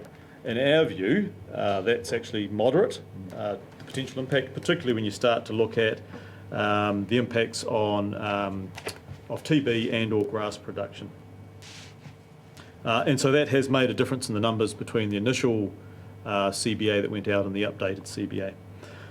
So look, I guess you've got the CBA there, and maybe we come to questions at the end given times are pressing. But so happy to take questions on that a bit later. The only other thing I'll say about the CBA and the CBA process is there are a whole range of uncertainties around the CBA. There's assessments, some of which are qualitative, and there's judgments around, and you'll see that referred to in actually some of the text in the consultant's report on the CBA as well. There's also, in these papers here, there's a draft engagement plan, so happy to take any feedback on that that you've got. Look, the other thing too, just wanted to really briefly go over 3 or 4 slides on possum control and biodiversity benefits. And look, in a workshop a few weeks back, we referred to a particular paper, and this particular paper, which is done by Andrea Byram and a few others, is probably one of New Zealand's best to date meta-studies or collective research analysis around the biodiversity benefits of possum control. And really what that does is it shows that there are significant biodiversity benefits. And so I'm not going to read through these one by one, but the reality is that a number of research studies shows benefits to reducing tree mortality, seed production, native species being able to basically reproduce and become more resilient in the environment. The other thing which is recognised in terms of possum control and biodiversity benefit is the significant benefit to bird species. Now there's a range of benefits to possum control, but if you looked at the 2 key ones, it's probably around native tree species or plant species and in particular birds. And there's more detail on that sort of stuff in a range of things which have come out in the last few years, including, for example, the Parliamentary Commissioner for the Environment's report of a few years ago called Tonga of a island nation saving bird species. The other thing just to briefly comment on around possum control is that actually the recovery from biodiversity, for biodiversity from possum control is often quite rapid. And so research has shown one example of where koe recovered from being almost completely denuded through to being almost fully canopied again in a very short period of time, a couple of years. So not only can you have a benefit, but you can have sometimes the benefit quite quickly. Although that is, different species are impacted differently by different levels of possums. So some species thrive only at very, very low possum numbers, and some species do well when there's a few more possums around. So it is dependent. But if you were to look at a general rule, generally the lower the possum numbers are, the more consistently across the landscape that those possum numbers are low, i.e. there aren't hotspots or areas of higher numbers, and the longer that the control is sustained, the better the benefits to biodiversity. So that would be a general rule. What I just wanted to do, because part of the conversation we often have is around the possum control program and the rural environment, but actually we've done possum control in the urban environment now for a number of years, not across all urban environments, but one example in 2008 when we started the program was on the Napier Hill. Now, that area had 5-minute bird counts done for a number of years, and what that's basically shown is that across that time, tui have quadrupled and bellbird have trebled across the bird counts. So you can actually get good recoveries in terms of bird life and even biodiversity in the broader sense within an urban environment by undertaking possum control as well. And most likely that was as a result of increased availability of food, and so birds coming in to that, as well as in situ breeding. So look, large-scale possum control is definitely a key driver of biodiversity benefits. Without a doubt, it's very much bringing other outcomes, and I think previous meetings other councillors have referred to the benefits of reduced risk of TB, the benefits in terms of pastoral production risk and reduced risk of possum browse, and amenity benefits as well. I think the thing that sometimes is overlooked is that our possum control program is across roughly 800,000 hectares, give or take. It's got a large number of land users in it, and they, while there's been challenges around priorities and focus, they have generally been committed and supportive. And as a result of them being engaged at that scale, it's a platform for a much greater awareness of the broader biodiversity benefits, or the broader benefits of pest control and pest management. And at that scale, it's a good foundation for any predator-free ambitions we've got for the future. So look, that was just a sort of a bit more of an update on outcomes following up on the conversation at the workshop a few weeks ago. The other key part of this report is around this Biosecurity Working Party. So look, what I'd like to do on point 20, there are a number of comments about the role of the Working Party, and I'd like to just go through those briefly. So it's established as a subcommittee under the Local Government Act. It's proposed that the chair has the power, has a casting vote if there's a deadlock for any reason, while that's very unlikely. Also, you'll see in the recommendations we propose that the chair has the ability to act alone on particular points that relate to the process of the working party. So that is around things like minutes, notes that need to go out and those sorts of things. But that does not give them the power to act on any substantive decisions in terms of the proposal itself. That's a process-related thing, but it's valuable in terms of getting things done as part of the process. And look, there is in terms of the options, there is the option to actually not use the Biosecurity Working Party and simply use the council committee meetings over the next 5 to 6 months as we head to June 30. And run the process of the partial plan review through those. We don't recommend that we do that as staff. There's quite a bit to discuss on this partial plan review process. You've all commented on the implications around rating, the context around how it's delivered, etc. And so we believe that the Working Party is a much better forum to discuss in more detail some of the opportunities and issues that sit within the partial plan review process. So that's why we recommend that we adopt the Working Party with those councillors and the hearing committee members delegated from the Maori Committee. So look, the final comments I'd like to make is on the recommendations, and that is that you'll see at recommendation 2.3, it gives two exclusions to what the Biosecurity Working Party won't be able to comment on by itself. And that's around, those two parts of the Act really talk about the consultation requirements and the ability to conduct a review.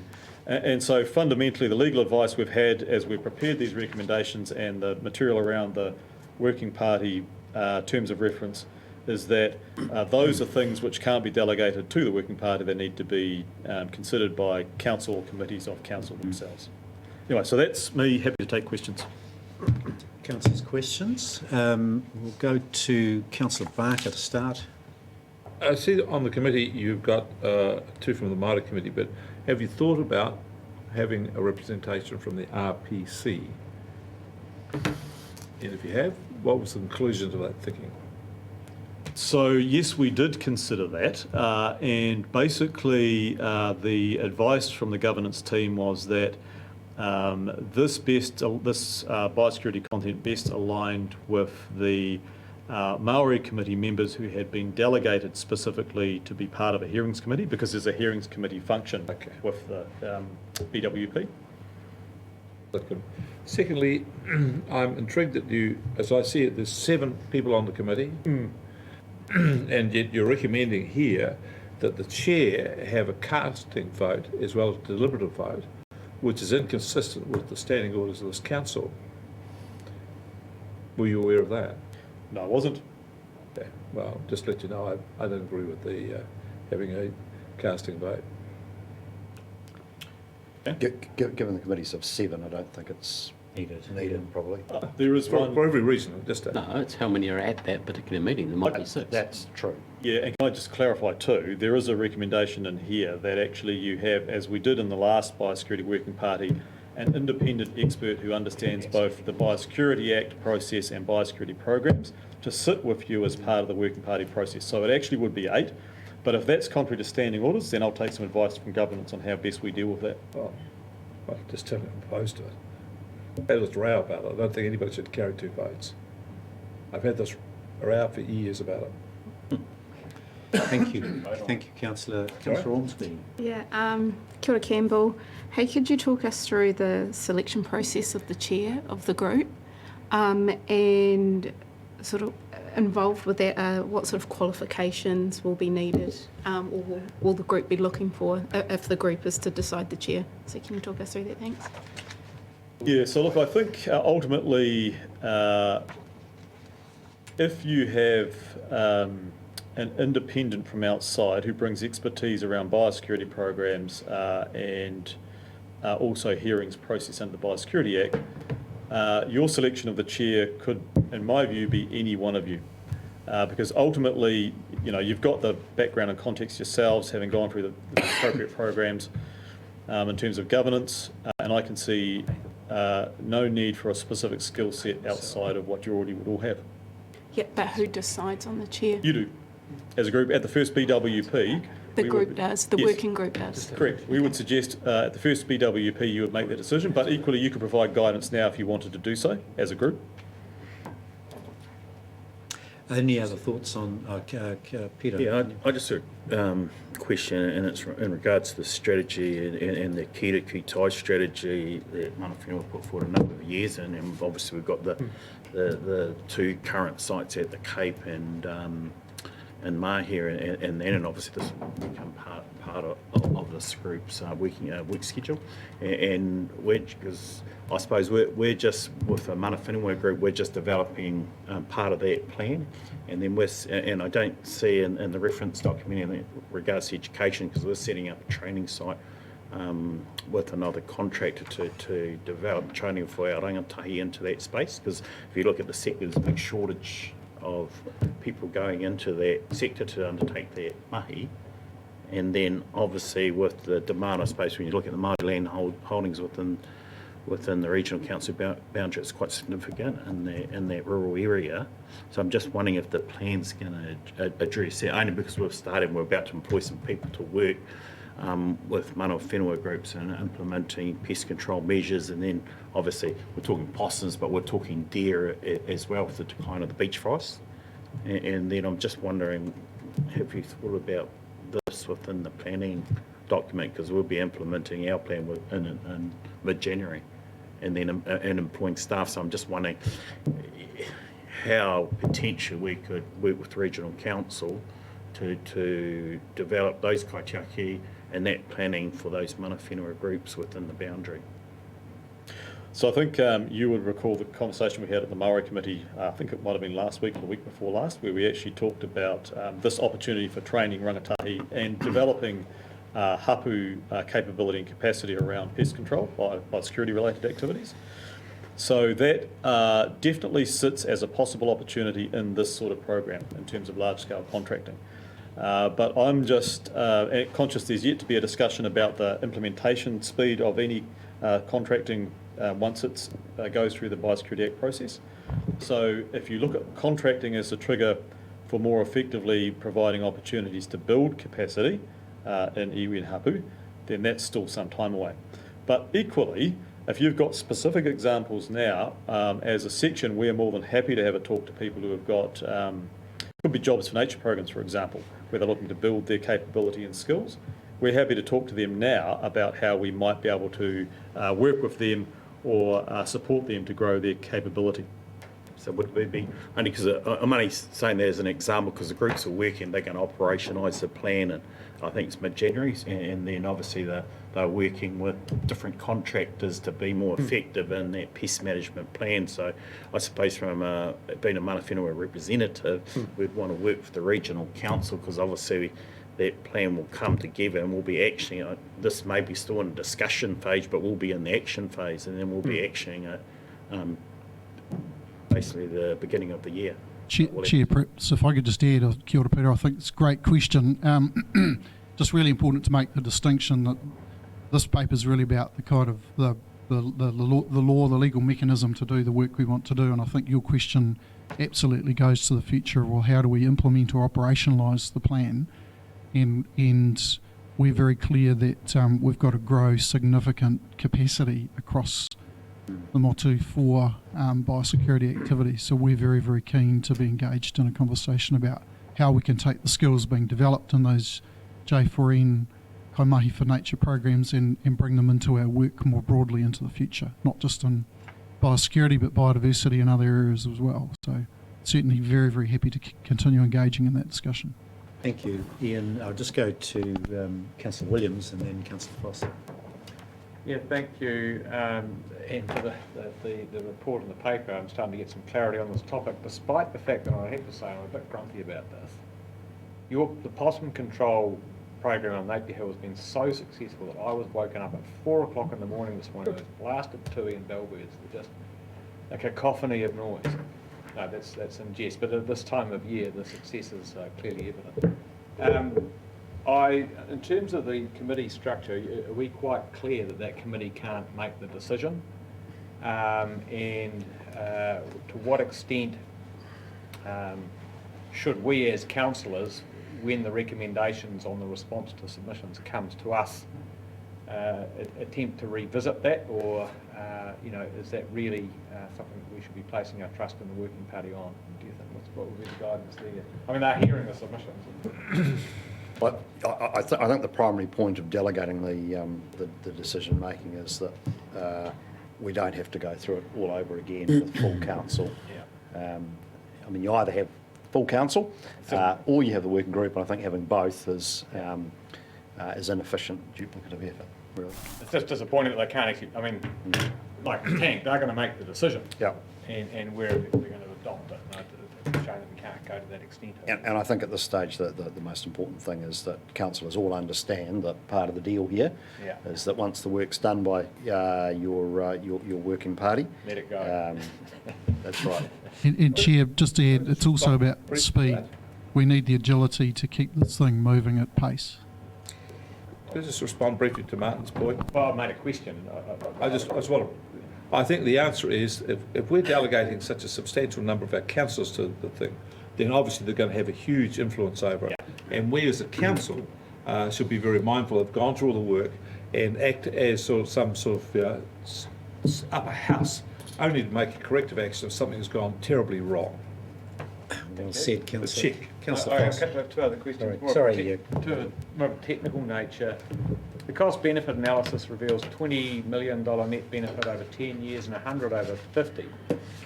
If you go back to the estimated quantitative impacts, the report on its face reveals the inherent difficulty in quantifying impacts on native biota. So, you know, they've got $55 to $340 impact per hectare current in potential. Just how have they done that? Is it possible that the benefits are even greater? I mean, or I suppose I could turn that on its head, but any comment on how they've actually attempted to quantify that? Yep, because I asked that exact question of them. And so look, they've gone over, and what this CBA is based on is around about 10 years worth of a wide range of research information. A number of other regional councils use the same thing as a basis for their decision making. So there's a lot of research papers which over that time they have analysed to come to those conclusions, but they themselves acknowledge that actually in the end some of this is qualitative and very hard to put an assessment on.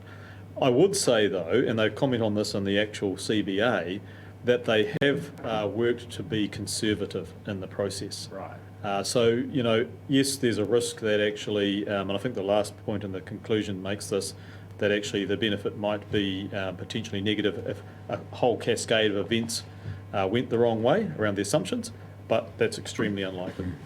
Thank you. And the last question was the research paper notes that, you know, the predominant focus of the possum's diet is the canopy and the foliage, and that to get the maximum benefits in terms of nesting rates, it's really possum control in combination with mustelid and rat control that gives the biggest benefit. Are we at risk here in any way by focusing too much attention on possums while leaving the other part of the picture alone as part of this review, or just how does the overall picture fit together? Yep, so I think there's two key points in my mind from that. The first is that even if you don't undertake the control of those other pests, you will get a significant benefit, and that's documented from possum control alone. So bang, that's straight up that.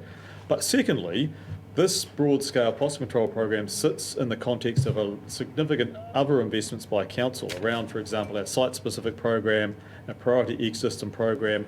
Those often have at the site specific additional control around, it could be rats, could be mustelids, and it could be pest plants.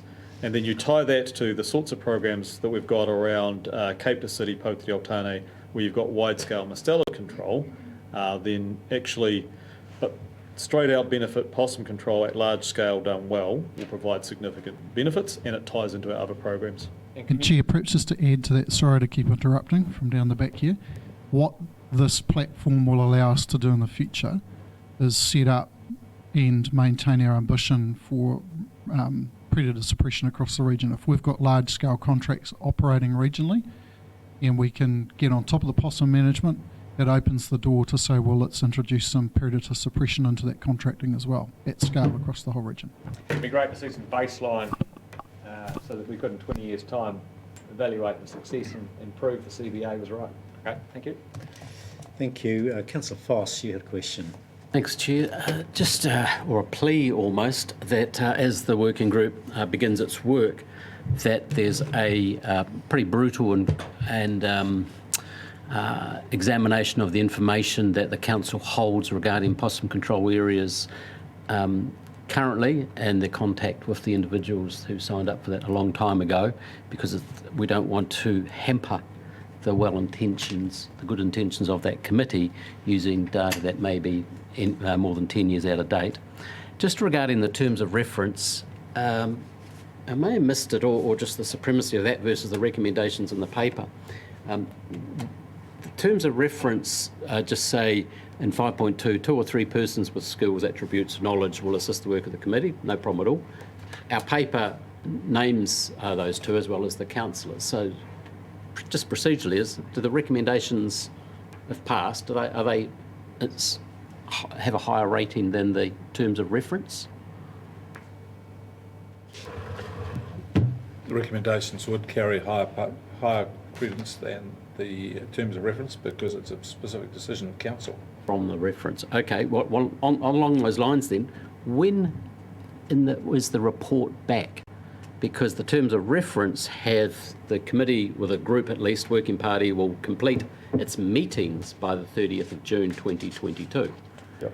And so let's just say it's contemplating and does some work on those and has something back up, I don't know, by the end of 2022 or thereabouts. And then so whatever its findings might be, I'm just not sure when the indications are they'd land, given the term of reference and what was said earlier, because this is parallel to the other discussion we've got going on about all things possums. So look, I think that's a good point. And look, in reality, the 30 June terms of reference date was set to align with the pastoral plan review process and the annual plan process and any conversation around that. But equally, it wouldn't be a difficult matter for the committee at some point in time to change the terms of reference if it felt that it wanted to continue beyond that June 30 time. No, that's not my point. And it's actually, they'd have to come back up here to change the terms of reference. Correct. It is expected that there will be 3 to 5 meetings in the period. It just talks about meetings with, with various stakeholders. That's fine. So then it really starts thinking about it on the 1st of July 2022. That's how I read that, because there's no report back in there. So, Chair, if you'd like... So I'm just missing the report back kind of... If you'd like to add a report back clause to the terms of reference, we can do that, if that's what you're asking for. Well, in line with our other larger discussions, because these all come together, and I have a very strong opinion of that. So the challenge for us will be, we can certainly nominate a committee to report back to. The reality is there might be 1 or 2 meetings of that committee prior to 30 June next year. EICC is the obvious example. That doesn't meet until March next year, and then again 2 months later. So you'll have 2 meetings. So we're happy to provide any report backs you would like in a manner that you would like, if you could give us some guidance on what that would look like, and we can add it to the terms of reference. Well, why don't we just note our intent to report back by X, so all of this possum stuff comes through the eye of the needle at relatively the same time, and we can weigh it all up. Otherwise, as the terms of reference say, we'll have a bunch of meetings and consultations and that's it. So the Biosecurity Working Party can only make recommendations to council, so it has to come back to a committee of council to be endorsed and then council. So in terms of the process, what we've said in the terms of reference, it doesn't specify which particular committee. In this case, we're at the Corporate and Strategic. Last week with the EICC, we wanted to maintain the flexibility. So we can put in something in the terms of reference if you want in terms of specific report back, but ultimately, anything from the Working Party has to come to a committee of council. That's fine. It's noted, but I think Councillor Foss is on the right track. We do need a reporting date, and we can work out the detail as to which committee at some point, so we can perhaps add that in now. But surely, wouldn't you expect the committee, given the people are on it, to be mindful that their work has to be concluded by a certain time and to be useful? And wouldn't that committee like to think about how it's going to undertake that work and then report to us how it's going to do it? I think it would be useful to have give this council give guidance to that committee in that regard. So if we set put the stake in the sand, I think we'll be doing well. So where are you going to put the stake? Well, what about the 30th? Dracula? Is the 30th of June report back date the latest point? No, that's the end. Well, in this one, that's the end of the meeting. So I'd suggest by the end of 2022 to have reported back up to whatever committee is appropriate at the time, or at least engaged with a committee to have some kind of summary of recommendations by that date, which I think starts to align with the other work in and around pests and particularly possums. I'm actually trying to be helpful here, but it's weird having these terms of reference and they just hang out there. No, I accept your point, Councillor. Can I just clarify that date? the end of 22, that's the end of next year, is that what you... Yes, it is the end of next year, 2020. So by that stage, the policy would be operative. So we're aiming to get the plan across the line what's by... the key date here? What should the committee be working to? But that's when officers should be able to tell us when they think the committee should report by, what's effectively. So I'm glad I've asked now. So we can add that to the terms of reference, we'll reflect that, and we'll add it to the terms of reference and discuss that with the working party. Yeah. So when is that date though? When's the policy operative? That's Well, the other we piece. want to have the policy... We can confirm that when these recommendations come back to council next week. Okay. Let's not get too bogged down on that. We can, good point, let's get it in there. Thank you, Chair. And a great we'll just job. have a recommendation that adds to that. I do need to move on. But surely Will can ask a question, can't he? And Councillor Foley will move and Councillor Van Beek will second the motion. But just prior to them doing that, can I just ask, in terms of the rating, we've got a cost-benefit analysis, but in terms of the information around implications for rating, is that something that the committee, the working group also needs to have in front of them in order to benchmark their recommendations? Is that a piece of information that they need to work with? So I'll comment on this briefly. Ian, you might want to add to this. So my understanding is there's a key workshop on December the 8th where you're looking at a range of things that relate to budgets and council. So our intention will be to bring to that meeting some options based on the conversation we had last week around a implementation of contracting, but a slow one. So yes, the working party would want to have that as part of what they consider, absolutely. Right, so is there any need to have, the working group can call on any information they require. Is there any need to be specific on rating information in terms of either recommendations or the terms of reference? Look, I don't think in terms of well, this is, look, there's a structural problem in legislation and it relates to all of our statutory planning instruments, including under the RMA, and that those processes run separate from our long-term plan and annual plan budgeting processes. It was something that was identified by the RMA review panel, by the local government reform panel. It's something which plagues many of our processes because you have to run them either in parallel or sequentially with, particularly when they're in parallel with assumptions about where you might land. So it is unsatisfactory. Our intention is to have both processes concluded by the 30th of June. Your final adoption of the annual plan for next year will be expected to be in late June. Probably will be a council meeting at the end of June. The intention is that the working party's work will have been completed and reported back to council by then. So we are planning to run the two largely in parallel. Okay. So to the point that Councillor Foss was raising about reporting, I guess our slight reservation on that is that this working group needs to work at pace. Basically, the faster the plan review can be done, the more confidence we can then have about the decision making on the annual plan resourcing implications. Alrighty, I think I get the outcome of that. Councillor... The question of who's going to chair this meeting is left unspecified. Is it the intention to let the group themselves choose their own chair? Yes, that was determined a little earlier. Okay, well, if that's the case, I'm happy to move recommendation. I've got to thanks anyway. I'm happy to move. Councillor Foley, Councillor Van Beek, moved, seconded. Any comments from you, Councillor Foley? Oh, just that, yeah, as has been mentioned, this is just another step in the process of looking and continuing to achieve success in this very important service that council provides to the benefit of the environment, which is laid out in front of us here. So thank you, Campbell, for this extra step, and let's just get on with it. Councillor Mike. Very important work we're going to do. Cost-benefit analysis is really important, and one question I did have was in horticulture, in the 40 years that I've been involved in horticulture, Possums is never rated, and it actually seems to be quite heavily rated in your cost-benefit analysis. I wouldn't mind actually having some more detail. But apart from that, fantastic work. Thank you. Councillor Barker. I wish to move an amendment to delete 2.8. I'm I'm happy to second that, actually. That's what I say.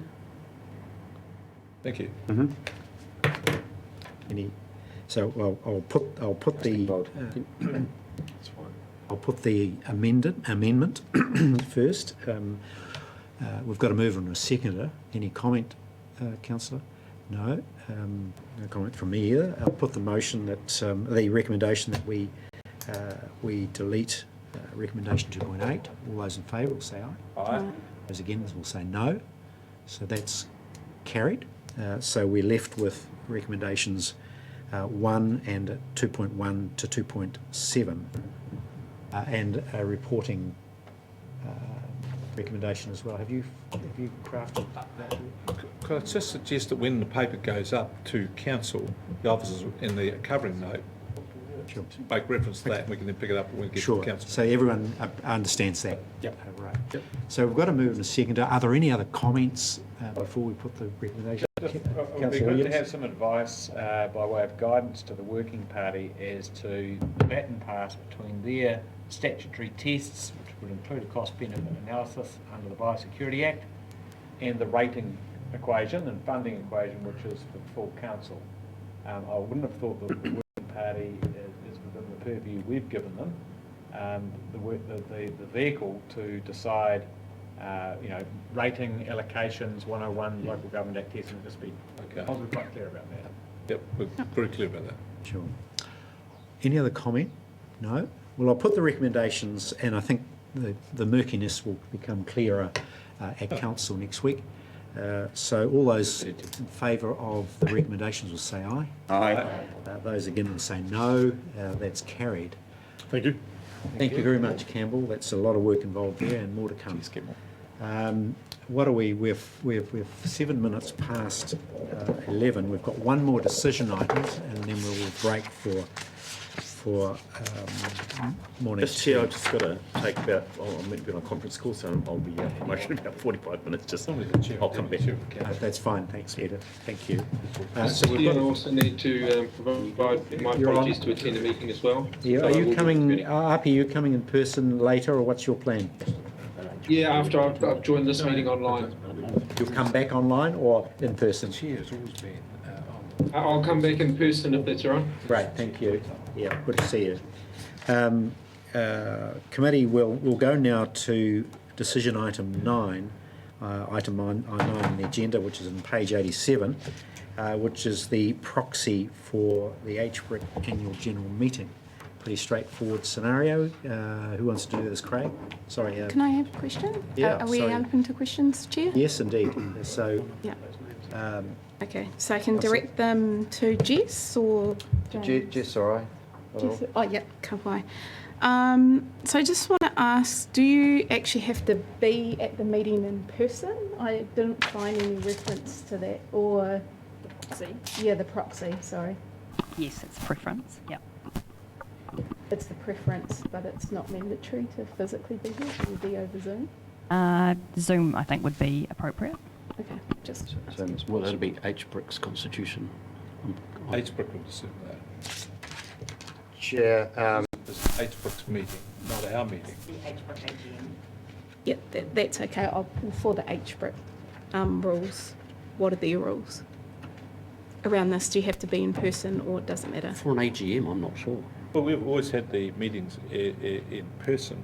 That's because it's only a small number. It can meet because you've got the chair, the thing, and then there's about 5 people in a room. That's what it is. It takes normally about 10 minutes. But physically, do you have to be in the room? Always has been. Okay.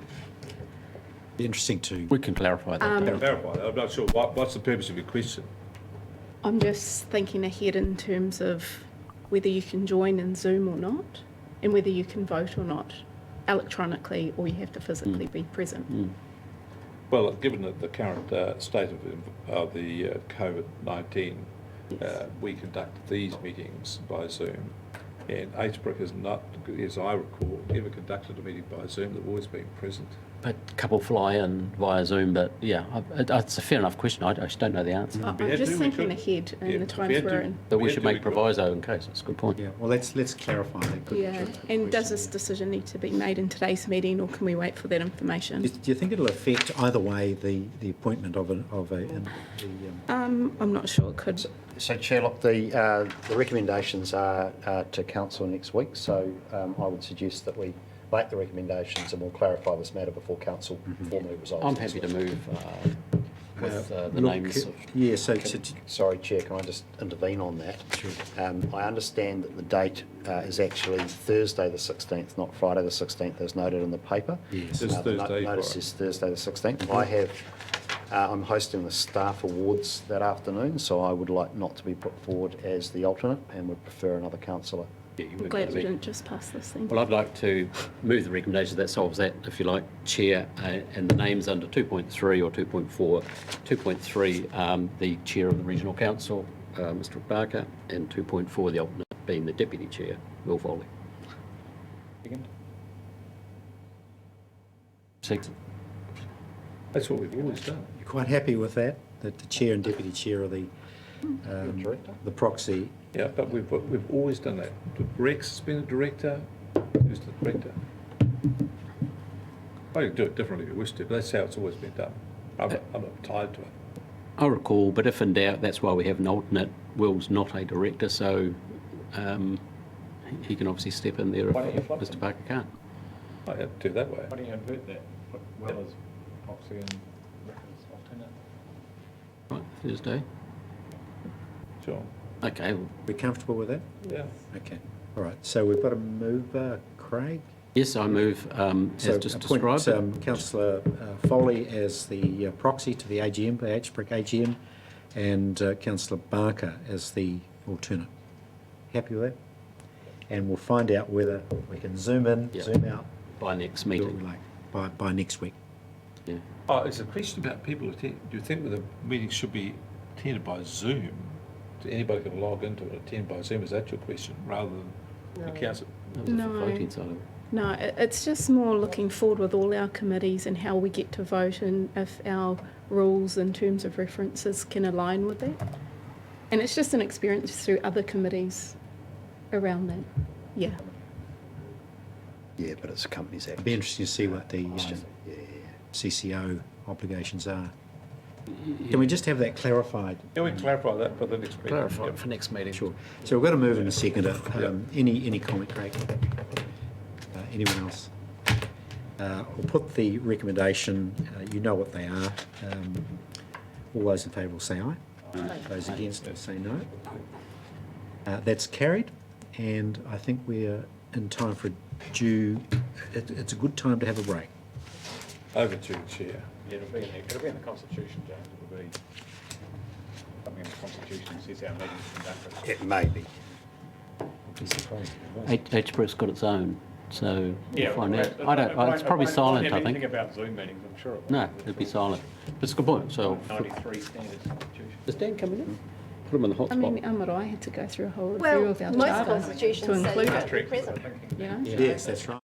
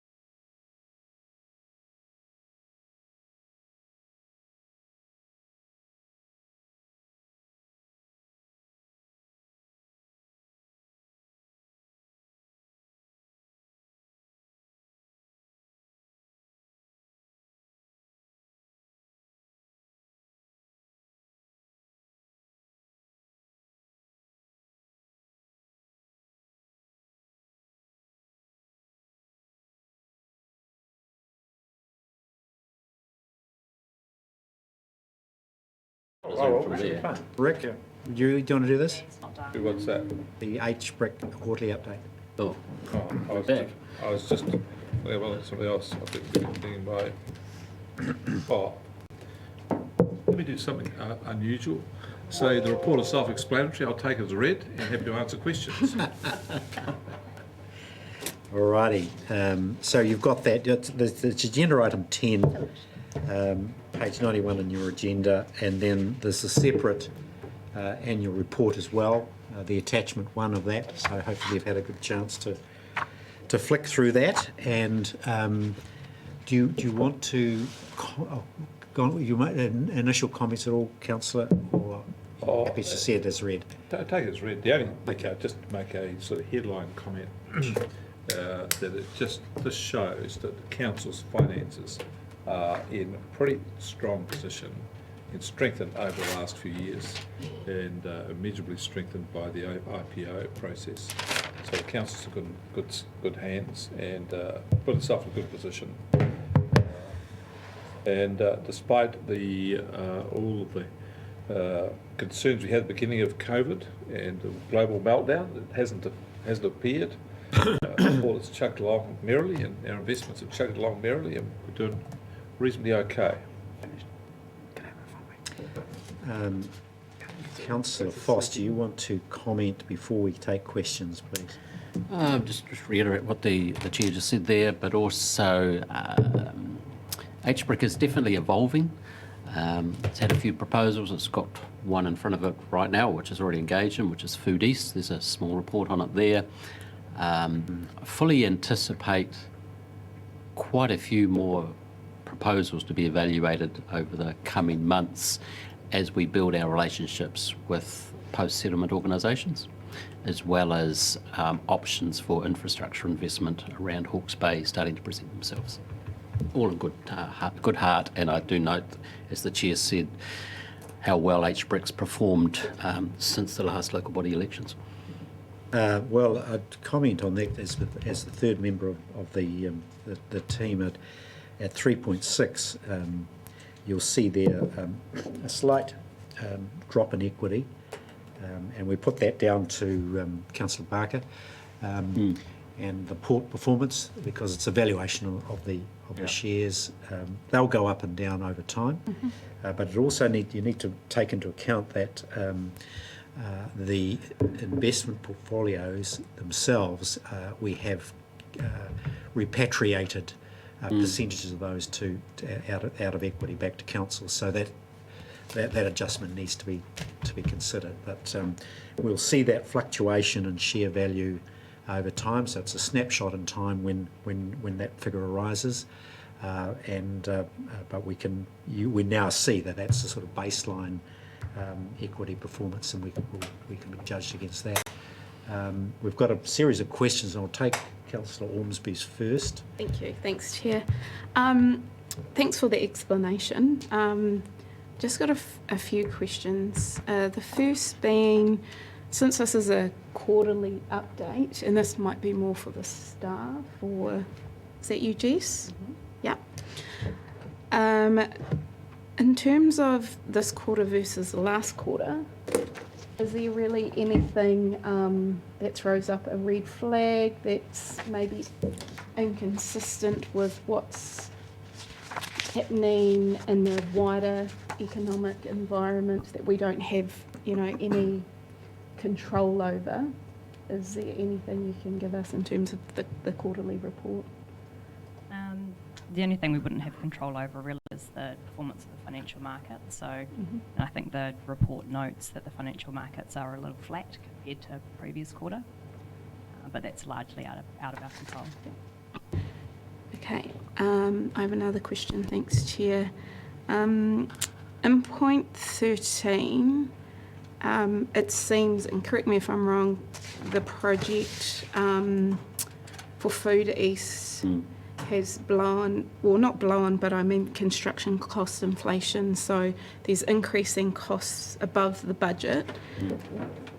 How significant of inflation are we sort of talking about outside the budget, so past what was budgeted for? How much? I'm happy to answer that one, Chair. So the previous communications talked about a facility being built in the realms of just over $11 million. Just 2 buildings, first planned earlier this year-ish.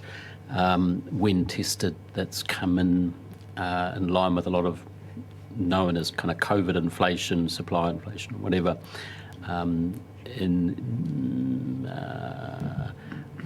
Significantly more than that, not undoable.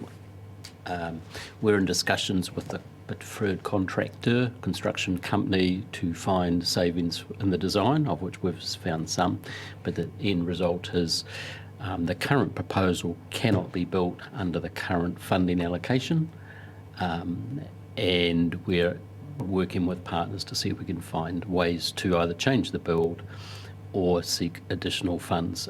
It's not insurmountable. It's nothing like 100% or 50%. It's less than 50% of the original proposal, but it is significant, as all construction projects around the place are suffering at the moment. So you don't quite have a figure yet? The estimate was just over 11, and I can share with you is probably close to 30 to 40% increase, which is generally what's going on out there. For example, the price of steel in some areas has gone up more than 48%. So what does that mean for the project sort of moving forward? And you did say that trying to seek funding elsewhere. Sure. So it means for the project is kind of off the record a wee bit, because it's Foodie speaking here, majority owned by H-Brick. It means for the project that as directors we're re-evaluating the project. Can we save money on the design, construction? Can we do something partially? Can we seek more funding? If so, what form would that funding be? And when we go down those routes, we consult back up to our shareholders and stakeholders. The reason I say that is the Crown is the biggest funder of 12 mil, and then we have equity funders of 6 mil, of which H-Brick is 4 million. Yeah. Thanks, Chair. Thank you. Councillor Taylor. Thank you, Chair. So this is probably a question for you, Jess. So I'm just interested in the shares, your managed funds. I think I have asked you before, what type of fund are you in? Is it balanced? Is that correct? And I think my question really is, do you have a relationship manager at Jarden and Mercer who are giving you regular updates? Because this is a significant amount of managed funds under management. And I just want to know about that relationship you have, that you're always getting these updates. You say it's market fluctuations are against our control, correct? But if you have that relationship, you can keep a better eye on what's happening in the markets. And your relationship manager perhaps should be giving you suggestions. Yeah. And then I have one more question after that. Yep, so we do have relationship managers at with both funds. So Kashan is our commercial manager, works as the financial controller for H-Brick, so he has that relationship with both of the fund managers and keeps up to date with them on a regular basis. So we are developing some financial strategies within H-Brick at the moment, and the SIPO is sort of next in the work program for development within H-Brick. So that work will be undertaken shortly, which will give H-Brick a bit more flexibility to operate within its own SIPO as well. So that will give them a bit more flexibility to operate. At the moment, it just mirrors HBRC's SIPO. Yeah, and the only other question I had is that do we, councillors, get access to your portfolio, see what the funds are, what you're invested in? Do we get to see, if we knew what fund it was at Mercer or Jarden, we can look it up and see what they're investing in? So I think you will have the visibility of that through the Treasury reporting. Cool, thanks. And perhaps just on that, we would have expected to have had that reporting as part of the quarterly financials for this meeting, had we been in a position to provide them for this meeting. But with the stand-up of the new financial management system during this quarter, the preparation of the annual report and some staff shortages, as noted in other parts of today's agenda, we've had to just push that out. No further questions. Oh, sorry, Councillor Williams. I could probably spend a week, to be honest, with this. Thank you, Chair. And it's possibly that I need an education in accounting systems, but I found it very difficult to reconcile the report with the accounts to 30 September underneath that with the statement of financial position in the HBRIC report, which is the attachment. And there are references to group actual, parent actual. There's comprehensive income taken out with the reduction in the shares. There's a 92,000 loss when you put that to one side. I'm literally, I just can't reconcile all of the information that I'm being presented with. And I'd be grateful for some explanation as to what is group, what is parent, what is HBRIC, what is comprehensive, what is other, how does it all work? Maybe I need to be taken out and shot. I don't know what it is. HBRIC 101? I do believe I need some education in order to perform my governance responsibilities in this space, so perhaps just drip feed me a little bit of that. Can we do that kind of in an educational sense, like not here today, but to help anyone who wants to know a wee bit more? A lot of those difficulties you see are from the origins of HBRIC, various monies and accounts way back to the Rotanafa days. How they're treated under an accounting sense and a taxation sense. That's why some of it looks untidy, but you're perfectly deserving of a plain English explanation, and if that wasn't clear, we'll mention that to the Chair and arrange for a sit-down session, though. I think that's only fair. I think it's a very good idea. Let's spend an hour after a meeting sometime, just go through and explain how it all works, because Craig's right, we're carrying forward a lot of things from a previous time, because you need to, and then there's the IPO, how that was handled. So just well, it's a good opportunity, obviously, with the new council coming on board as well. Too. Yeah, I think we should do that. And existing. Don't worry about it. Existing as well. Yeah, no, a fair point, and it is extremely complicated in terms of that parallel universe we're operating with the investment funds. Be useful to get a line of sight on that. So let's do that. Let's Could you just answer one question now? What's the difference between group and parent? Group actual. I'm looking at statement of financial position, 30 June 2021. Group actual versus parent actual. 3.7. Parents HBRIC group includes the port. Neil. Yep. Kishan, just for those that don't know Kishan, he's our miracle numbers man and does a wonderful job on these accounts. But Kishan, can you enlighten us a little further? Yeah, sure, thank you. So the first thing is it won't reconcile to the September port financials, because these are special purpose financials that we get drawn up for June.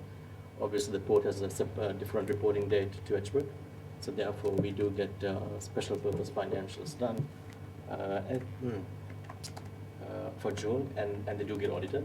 And in terms of the distinction between group and parent, so parent is purely HBRIC, and group is us taking the September port financials that are audited and consolidating that as a group. Now, some of the numbers, this is where the accounting treatment comes in. Some of the numbers do get eliminated, so any transactions between the two companies get eliminated. So you probably won't see a dividend. Yeah, so you probably won't see intercompany transactions in these financials. But what's the translation of all that? Yeah, so basically it won't reconcile to the September port accounts, but it will reconcile to the June port accounts. See, there's two different dates there. Quarterly report and the numbers you were talking about, but it all speaks again to the need for a sit down on a whiteboard and good understanding. Yeah. At the end of the day, ratepayer is the ultimate parent. Yeah, but more than happy to sit with you and go through some of the numbers in more detail. Yep. Anything else? Any other comment, Councillor Barker? Sorry, Councillor Taylor. Sorry. Please just enlighten me on aquaculture, somebody. I know you did, but just a bit more. Well, we've got we're looking at to try and find investments, create economic development in Hawke's Bay, and where there are opportunities, and one was looking at an aquaculture venture with the Ngāti Kahungunu Iwi Incorporated, who have resource consent for a large mussel farm out there in Hawke Bay, which has been underutilised. So it's examining that. We've had some discussions with Nikki. We've had some discussions about making some progress on this, but we haven't got anything to date. It's just an aspiration at this stage. Thank you. Councillor Ormsby. Sorry, I've got a couple other questions. So the PSGE that was mentioned earlier, doing work with PSGE, I think it came from here somewhere. Were you referring to the aquaculture or additional? I was a general comment from me as we look forward. I think we'll see more and more discussions and proposals with various post-settlement organisations utilising their capital and want for medium risk long-term infrastructure in Hawke's Bay, specifically geographically defined, and it's a great opportunity for us. Nothing really yet. The Maxwell Farms actually, probably, to be fair, one of the reasonable proposals, but for example, as Mana Hariri is able to formalise itself and legislation goes through, there'll no doubt be further discussions there, as well as all the other organisations. Did you have another one? No. Anything else around the table? No. All right. Look, we've got the quarterly report. Councillor Barker has moved that, and Councillor Foss has seconded that. Any further comments? No. Councillor Foss, no. Any other comments from around the table? Look, I'll put the recommendation, recommendation 1 it is, that we receive and note the report. So all those in favour will say aye. Aye. Those against will say no. That's carried. We now move to agenda item 11, which is the report of the FARS Committee. So that's on page 103. Who's going to talk us through this? Is that you, Craig? I'll lead off if you like, Chair. Again, I'll take it as read. No particularly large headlights in there. In addition to what you've got in front of you, we've got Audit New Zealand's report going through. There is one thing of interest, perhaps item 4, which I alerted the Chair of the Transport Committee to, Councillor Williams, and that is section 17A review of our spend insofar as transport road safety is concerned. Remember that that's all about just the efficiency of that spend, any recommendations to achieve that better. Presumably, Councillor Williams, you've been notified by now.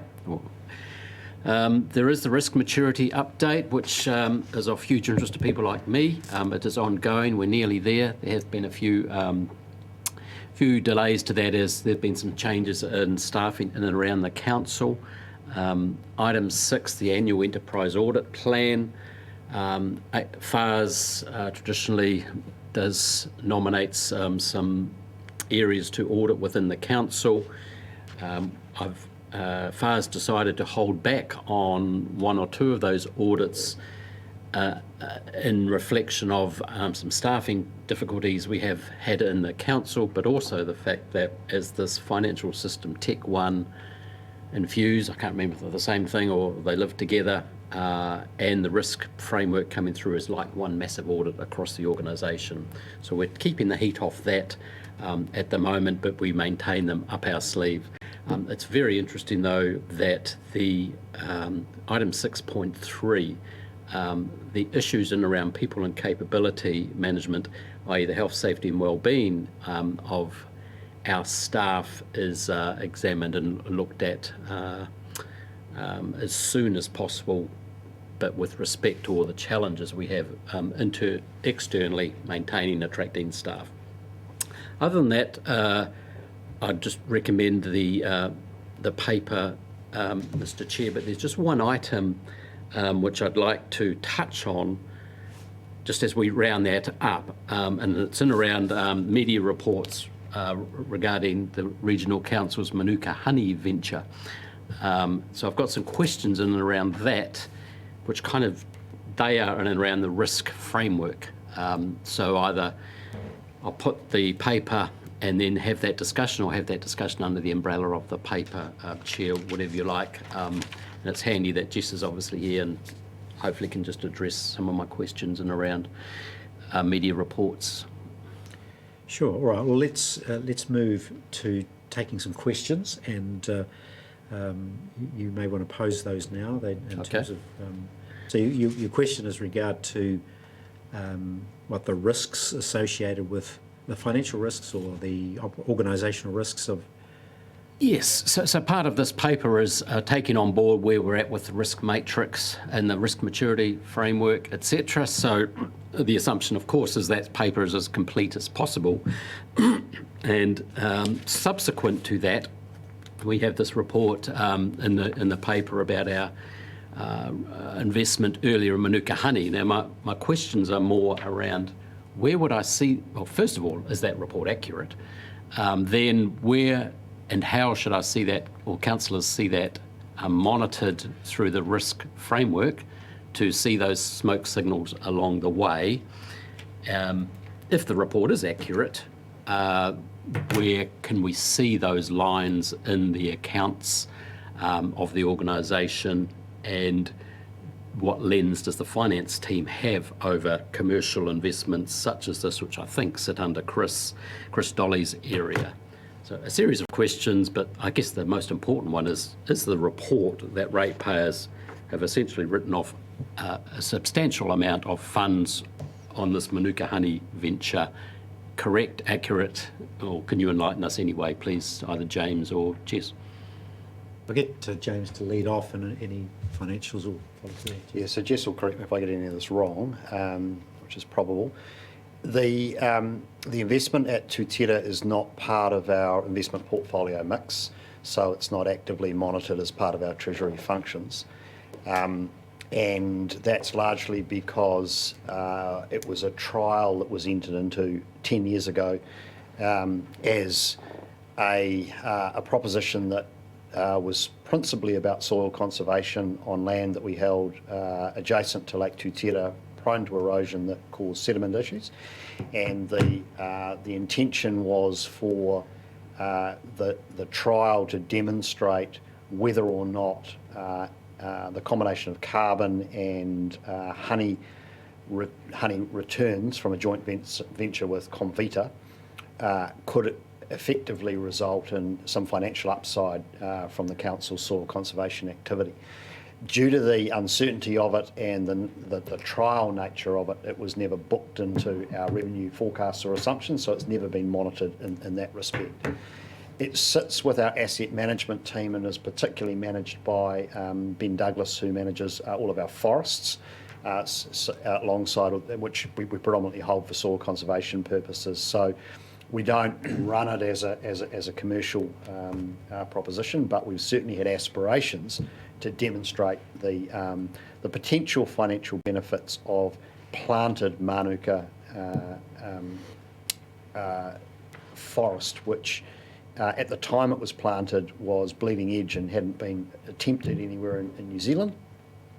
The assumptions that were made at the time around revenue from honey and revenue for carbon haven't been borne out. The price of carbon now exceeds our forecasts at the time, and the price of honey, or the yield we're getting both in terms of volume and the quality of honey, is less than we had anticipated. We've also had a couple of bad weather years. The whole Manuka honey industry's had a couple of bad years, and international prices have been somewhat depressed as well. So it's been a very useful exercise for us to learn from.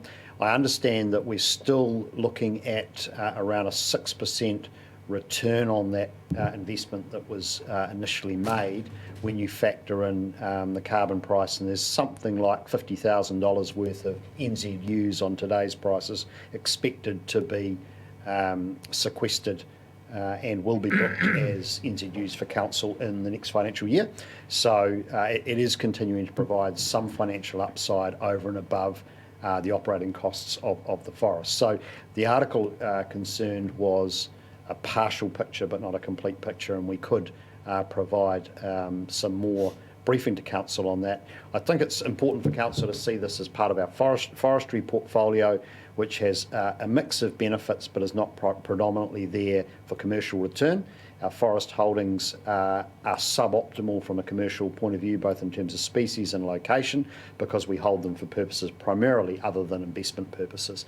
So we do have a situation where we do have some assets which generate some revenue but sit outside of our core investment activity.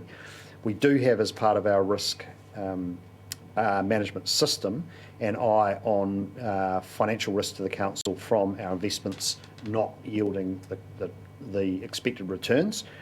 These assets don't fall into that category because we haven't booked any assumptions around those revenue streams. So at the moment, I would say that in terms of our risk management system, it's not something we would consider to be a strategic or significant risk, but I do appreciate that getting a headline such as we did, which I thought was a little strong relative to what was actually contained within the article of the story, has potentially reputational implications for council. But I think what it does underscore is the challenge of us going into investments in land use change on assumptions around highly dynamic variables like commodity prices and price of carbon, and to be confident that over a sustained period of time that we'll get the outcomes. And I think that's something we need to bear in mind with the Right Tree, Right Place project. There's a whole bunch of market dynamics there. So hopefully that broadly answers the question. Jess, is there anything I missed you want to raise? Is that broadly correct? So sorry, if I can just back up. Was the original intention, I understand some long-serving councillors may have been present, but was the original intention were commercial decisions made with the expectations? It sounds like they were, regardless of how they played out. And then a point I've made repeatedly in various forums here is understanding and having lens over the commercial risks, changes in the valuation of this council, which is owned by ratepayers. Yep. And so look, I appreciate this is not hindsight. To me, this bit's more about the reporting framework, the heads up, the lens where this could have been seen, and perhaps because it is under the infrastructure, if that's the right word, team, Christoli's team, Yep. It doesn't have the same acute lens on as if the finance team look at it who keep an eye on every cent as it wanders through the organisation. So to Martin Williams' point earlier, the parents' accounts incorporate this, but they seem to be somewhere in the shadows, not deliberately, but it sounds like we need a tidy up. Well, look, they haven't got the acute focus on them because there's no revenue assumptions that we're relying on to fund council activity. It's all just upside if it so happens to yield some financial benefit. The reason for that is that this was a trial, and it was intended, as I understand it at the time, to be proof of concept that something that we could roll out far more substantially across the region in a similar vein to the Right Tree, Right Place program, with joint ventures with landowners to establish Manuka plantations for soil conservation that would also provide financial return. In the event that hasn't progressed, and so somewhat like the eucalypt blocks that we have down in central Hawke's Bay, or the trial farm we've got at Waihapua, it sits in that asset mix of things which we are deliberately not considering as part of our investment portfolio that we can benefit from. So it has been. I do know that in previous reports in relatively recent times to council, there's been some discussion around the forestry portfolio and the mix of that, and that there are some revenue streams, including honey revenue streams. So we have reported that, but I think from a materiality point of view, we would not have considered this as being something significantly important to bring to council's so finally, attention. Chair, because we took a increase in valuation of our carbon assets at the last financial close, which must have incorporated these some deep down somewhere. Yes. So again, a better lens or over that kind of stuff, because just none of us are aware of it, including, we weren't But it's good to hear it's not quite as bad as the report made out. But if we could improve our lens and reporting and awareness, that would be very beneficial, I think, to keep the all-powerful FARS committee happy. Councillor Barker. I'd like just to add a little bit to what James has just said. I would be, I think, the only... Were you here at the time? Was it? Yes, yes. It was a brilliant decision then, and it built itself. Well, anyway, I remember at the time I first came to council, this was being mooted, and we had two things running. One was a growing concern about soil conservation, about protecting our vulnerable slopes, and what we're going to do about that. So we were thinking about how we might repopulate with vegetation these slopes. The second thing running at the same time was a growing interest in honey. This was a new industry at the time, and people were talking up about Manuka honey. So we went and had a tour of Tutira, and there's some very steep slopes there. One option was for us to simply go out and replant them ourselves with native trees. But then it was thought, well, if we plant with Manuka, in 20 or 30 years' time, the Manuka will have run its course and native vegetation will come out of it. It would have a podocarp forest ready-made for us. So this was entered into as a soil conservation project, almost entirely. It was never thought of as commercial. But let's try this thing and see if it works as a commercial entity. You know, it's exactly, as James said, a trial. And if you think about it in terms of what we've spent, what we've currently seemed lost according to the article, in terms of reforestation of this huge area, it's the cheapest deal you'll ever come across. I mean, we didn't put the honey into our accounts because no one really thought it was going to work the way people said it was. Yes, the numbers were there, they've given all the spreadsheets, given all the projections, but we were quite sceptical about it being as good as people said. So it was simply a trial. If this works, we'll do it again. It hasn't worked as well as what we thought it would do, but at the end of it, we still have hillsides which are covered, which I think has been a really good outcome. So thank you, Councillor Barker. Well, just to conclude, round off with a comment, having been around the table at the decision-making time for this event, it's the only issue I have with this is the optics we got from a headline coming from it. So in terms of managing the optics, we probably missed a trick, but that happens in all card games. But there is a good news story sitting in there, and perhaps even we need to retell that story on our own terms. Perhaps we could do that. Any other questions? Councillor Williams? Yeah, look, just reflection on that. The clickbait victim that we may have become, get to the final paragraph, that is the good news story that Councillor Barker has just been sharing. But I just wanted to comment on the Transport Section 17 review. It's not so much coming from a fiscal efficiency point of view, although there was a $2.5 million budget to the Road Safe program, mostly what we're paying funded, but it's actually to do with the most effective governance and operational structures and arrangements. We've got some big challenges coming at us with a new Road to Zero program, and it's really just making sure that their overall structural arrangements and alignment between governance and operations is the most effective. Thank you. Great. Look, thank you. Any other questions, Councillor Taylor? Look, we've got the report. It's been moved by Councillor Barker, seconded by Councillor Foss. If there's no other comment, I'll put that recommendation. We receive and note the report. Well, I have a question, please. You have, do? I do, yeah. No, just Morrison Lowe to undertake a service delivery review. Yeah. Can you explain to me why we need to do this? I mean, I just... 17A. Sorry? I think I just did. Yeah. It's come out of a lot of discussion raised around about 10 RTC meetings in a row. Given the budget spend on that, given the importance of safety to the government policy statement to our own regional land transport plan, we need to make sure that we are delivering that in the most effective way.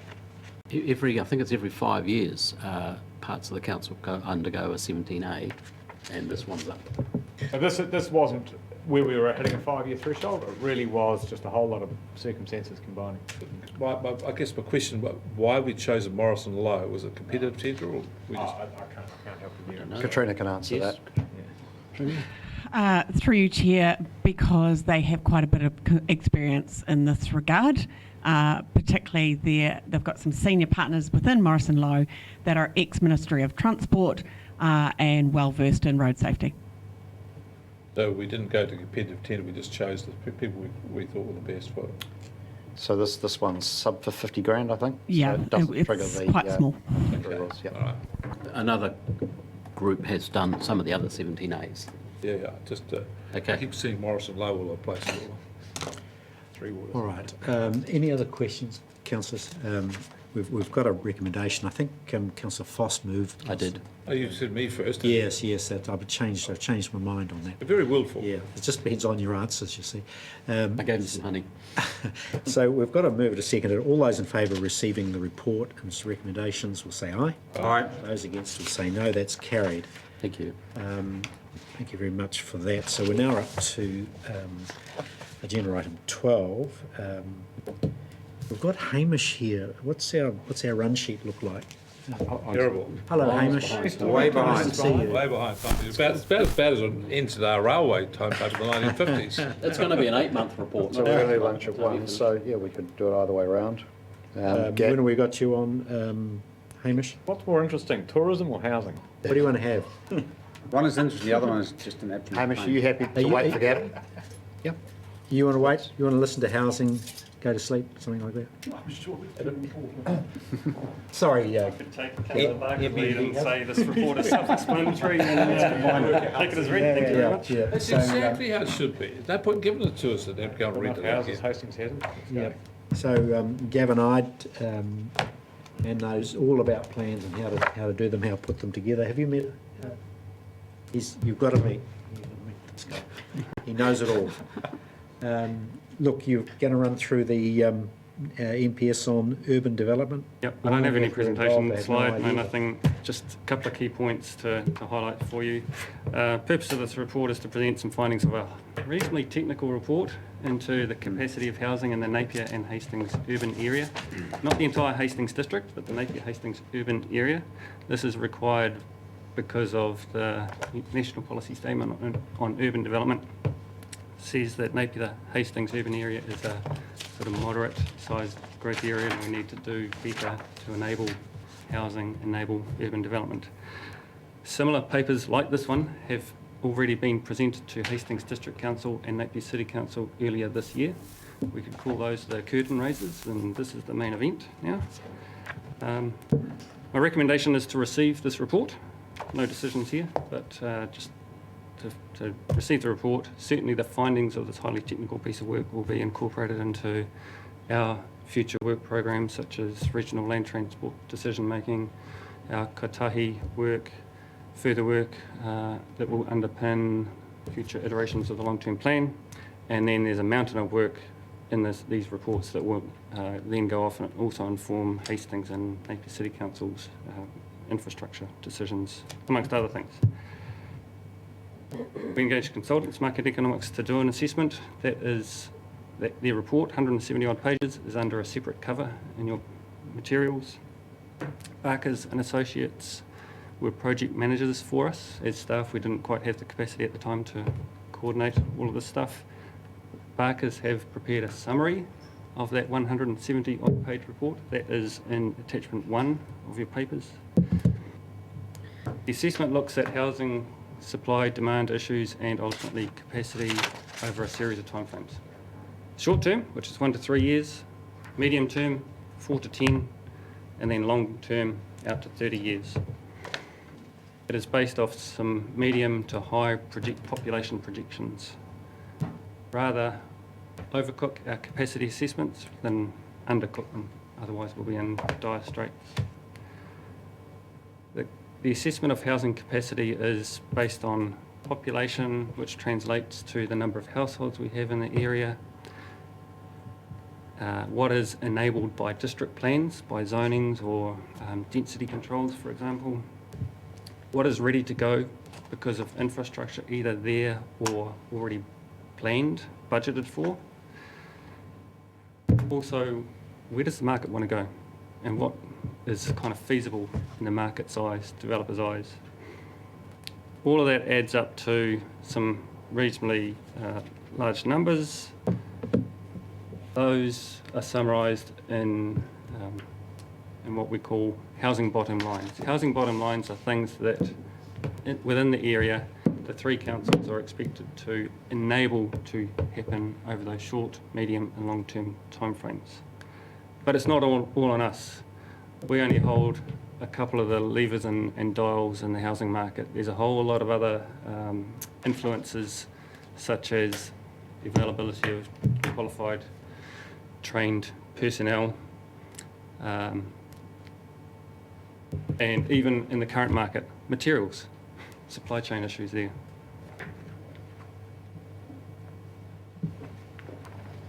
The NPS for urban development directs us to insert these housing bottom lines without any public submission process whatsoever, just to insert those into our regional policy statement. Similar numbers will also be inserted into district plans, and that is what Hastings and Napier district councils will be responsible for. We will be inserting these into our regional policy statement under a delegated authority that the Group Manager, Katrina Brunton, holds. The paper also provides some commentary on some next steps, and a bit of commentary there also around the what-ifs around resource management reform and future implications of regional spatial strategies, and what the new world of legislation might look like. But for here and now, we are boxing on with putting these housing bottom lines into our existing planning documents, designing a work program that would involve a review of the existing Hiratonga Plains urban development strategy, and line up to develop a future development strategy that the NPSUD requires us to do, and also do a similar piece of work, not for housing, but the business land supply and development capacity types of issues. So that's all needing to be done within the next 2-3 years or so. So the paper that I present to you provides some commentary around those future work program bits and pieces. But the recommendation is to simply receive the report and note that those housing bottom lines will be inserted into the RPS under a delegated authority. Thank you very much, Gavin. I've got a question over here, and I've got one as well, but away you go, Councillor. Kia ora, Gavin. And you've got one. Hey, just with the analysis that was done, who funded that analysis? Was it Napier City, Hastings District plus regional, or just? Yes, yeah. It was three? a third split. Mm-hmm. And as part of the scope on the questions you wanted answered within that analysis, were you tasking them to look at the environmental impacts? I know you sort of talked about it as maybe a stage 2, because all I've heard is the capacity for housing, some financials, and I understand that, you know, that's important, but then the next step is what are the capabilities, the capacity that our receiving environments will have to cope with based on the infrastructure build, the growth. So when is that part going to be addressed? Because that's really important for us particularly. So there are multiple steps or phases to these sorts of things. The first step that was, first series of assumptions that was incorporated into this work was those locations of growth, either by way of infill or greenfield growth areas, are those areas either already zoned in district plans or tagged as such in the existing Hiratonga Plains urban development strategy. But just around the corner, we'll be refreshing HPUDs and developing a new future development strategy.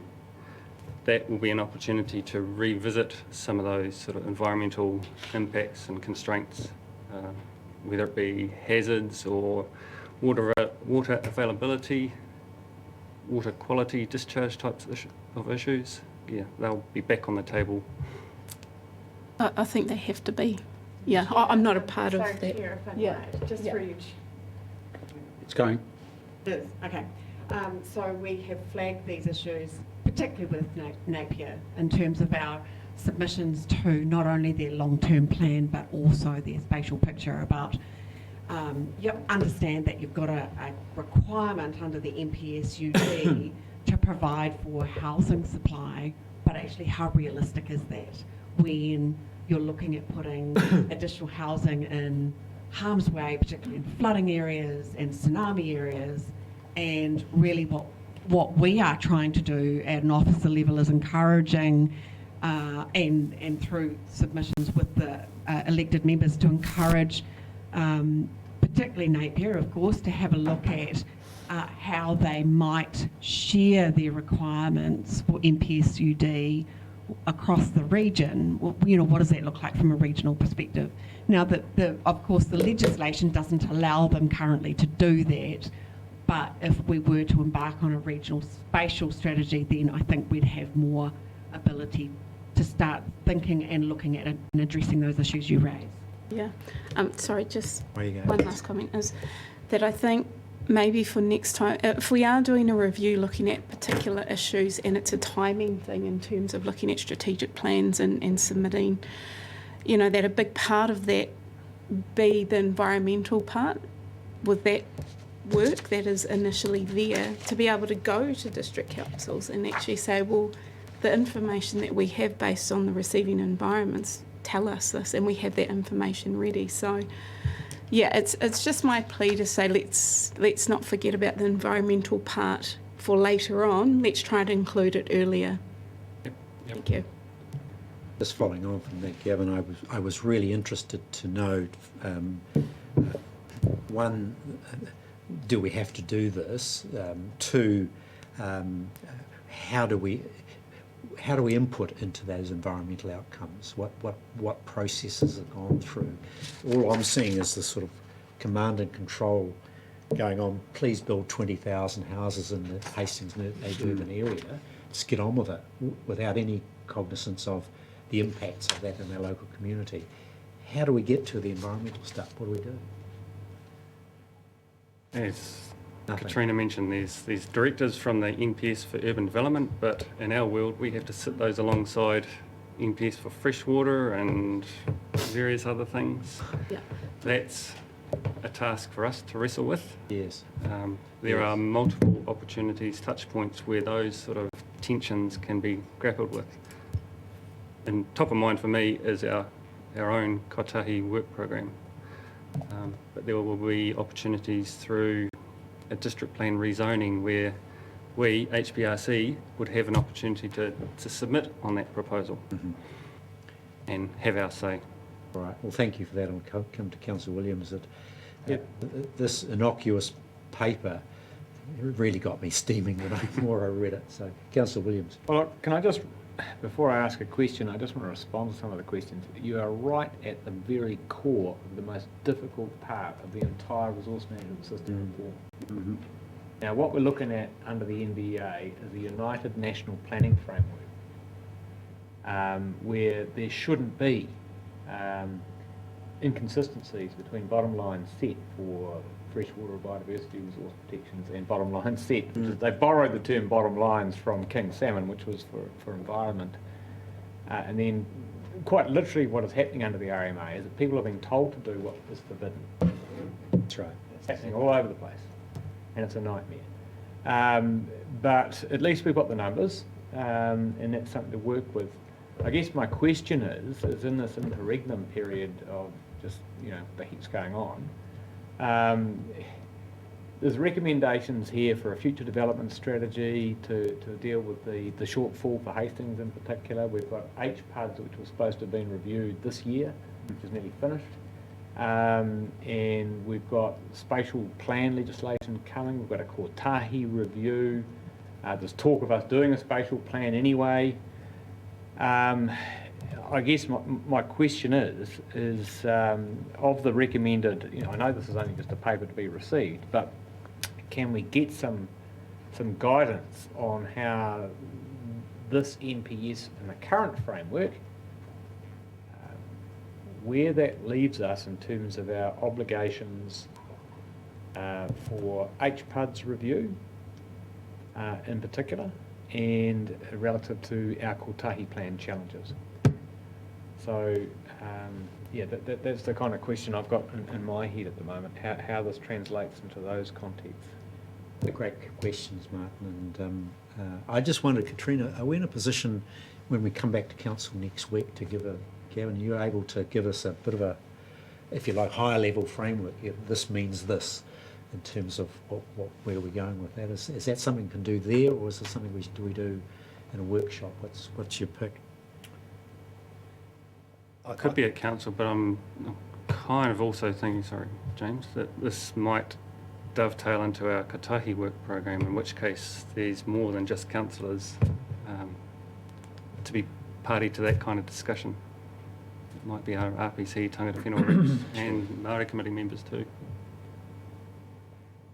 I guess to Martin's point, there's a very unsatisfactory and messy set of not only national instruments but our regional planning architecture in terms of how we reflect priorities in the regional policy statement. They cascade down into not only the regional resource management plan that this council's responsible for, but the district plans, and then the district plans not only have to give effect to the RPS, but then the rules that get set in the RRMP on such things as water bodies and effects on water bodies then have to be navigated by the district plan, and then obviously consent holders need to work all through that, particularly in terms of land use development. So look, it's really messy, and all of those different things have cart before horse challenges, which is all the reason that the resource management reforms are premised on bringing this all together into an integrated one-stop shop. And at this moment in time, we're caught in between those recommended reforms not being enacted, having to work with the existing instruments, a housing crisis and the government wanting us to get on and deliver that, as well as a national policy statement on freshwater management demanding that we get on with all of that. Navigating this over the next few years is going to be mind-bendingly challenging, which is one of the reasons why we've put up our hand as a region to be a pilot or model region for the new regional spatial strategy and combined planning exercise. And we are expecting formal requests for expressions of interest on that this coming month, and it may well be that we're in a position to leapfrog a whole bunch of that messiness and get into the new model. But as we sit here today, we can't provide you with any certainty that that's going to be the case. And while we can't be certain of that, the planning teams both here and at the district councils just have to keep moving forward with the current legislative architecture.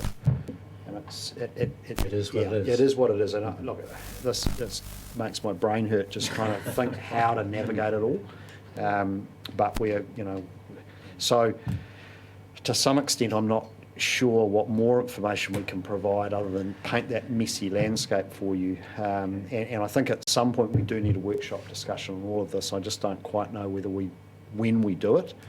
The 1st of December, which was an RPC day where we possibly could have done this, we are planning to focus more on our engagement around Kotahi and our treaty-based relationship framework for the development of Kotahi and workshopping that. So this possibly sits a little bit further down the track, I think. All right, okay.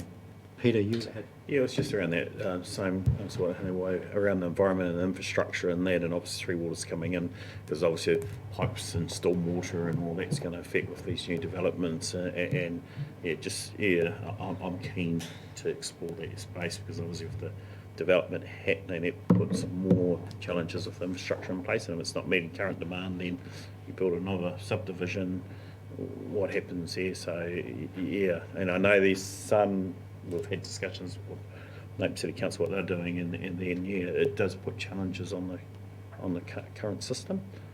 And I suppose when you look at Napier City Council and Hastings District Council, what they're doing, sort of a little bit different in their planning in regards to their housing and social housing and all that. They're not totally aligned. Well, I don't see them totally aligned. So in the process moving forward, yeah, you're under capacity issues to meet the environmental needs of the community. Although this assessment does identify that in the short to medium term, next 10 years or so, numbers have been crunched to say, yeah, we've got enough capacity there for existing demands and infrastructure-ready development. In the longer term, 20 to 30 years, Hastings comes up with a shortfall, but at least we've got time. They have time to rejig their delivery of infrastructure. I think they're talking about applying to the government for some infrastructure acceleration assistance. So the pain points, the pinch points right here and now, in terms of capacity are not there, but in terms of types of housing that is available and in demand, i.e. affordable housing and those emergency housing kind of needs, none of this new housing build sort of stuff is going to immediately cure that difficulty. Councillor Mbaye? Yeah, thanks for the report, and this is scary reading if you really think about it. From an environmental point of view, very scary, but also from an economic point of view, because if you see the demand, and they possibly have undercooked it, it's going to be greater than actually we see here in these numbers, because we also have got our productive soils that we need to protect, and we're only got a certain limit, and that stuff hasn't been made anymore for a while, and won't be made unless we actually do a lot of sediment somewhere out in the sea, and we build polders like they do in Europe. And I think also they're not looking actually at the models that you see in highly developed areas in the world where actually housing ownership is actually being done away with. And so it's actually rented housing, and it's in not so much the English estates, but the type of estates that they're talking about in mainland Europe. And this is a piece of puzzle that you'll never find a gap for. You know, you've got the puzzle in your hand, and you can look around and you won't be able to fit it in. You need to almost rework the whole puzzle, and I think that's where Martin and James made some very good comments. But we as a council, of course, are not the ones that actually are able to do it by ourselves, but it actually needs a unified work between Napier and Hastings and HBRC. And there needs some real leadership shown by those in our councils. And no doubt, James, you're actually having these discussions almost on an ongoing basis with your other CEOs. I know we're looking at maybe a symposium on our fertile soils on the Hiratonga Plains. And then we've got a transport issue, We're talking about economic development this morning, and almost I'm thinking by myself, can we please stop this, Because I can't even get on Amari Road. It takes me 5 minutes to get on, because there is no infrastructure to get all the cars and trucks and buses and whatever goes past me. Calm the farm almost, because we can't find the answers. So that's, I think, where we need to really start to do some serious thinking, because we're overcooking the goose. You know what happens then?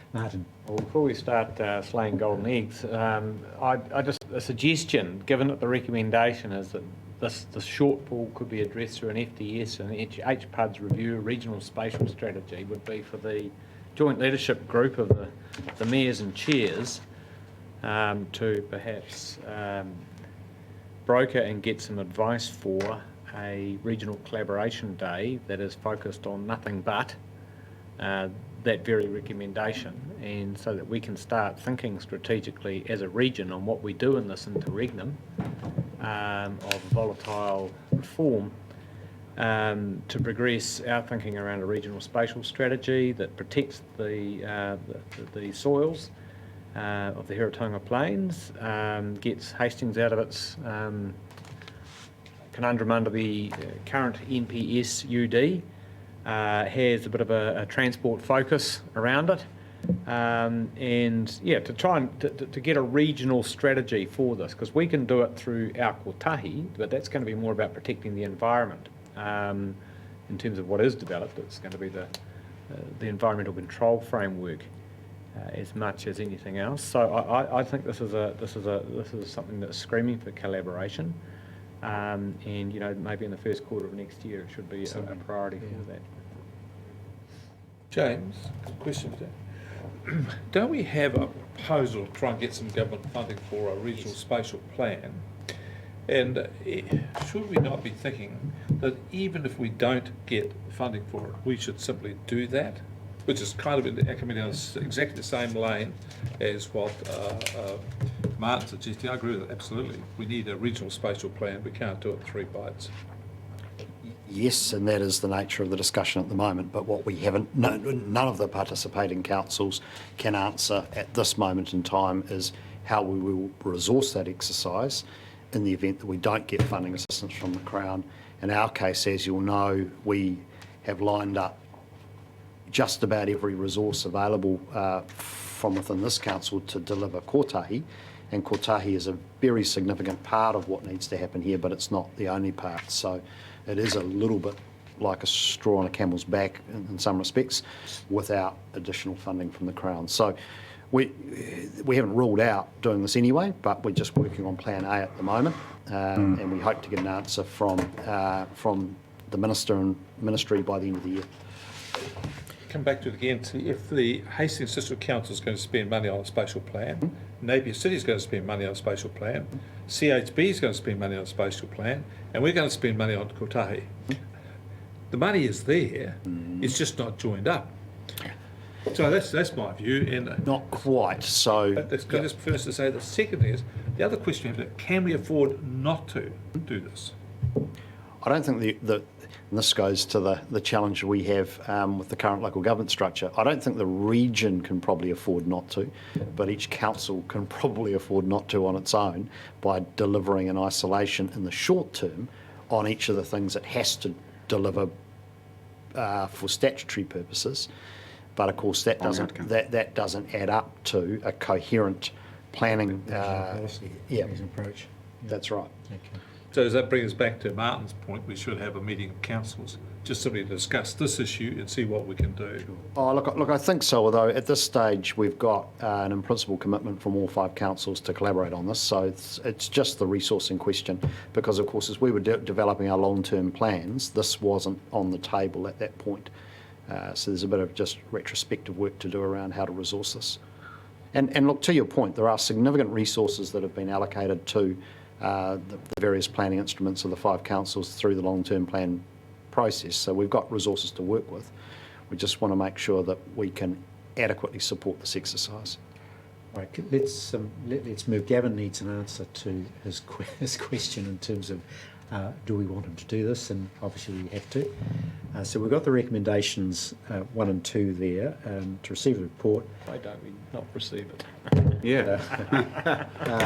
And then we've got that delegation to approve insertion of housing bottom lines in the regional policy statement. You obviously need that. But I wonder, Katrina, are you able to help? Can you come back perhaps with, at the council meeting when we next consider this, with some notion of what is an appropriate forum to us to discuss and potentially when it could be?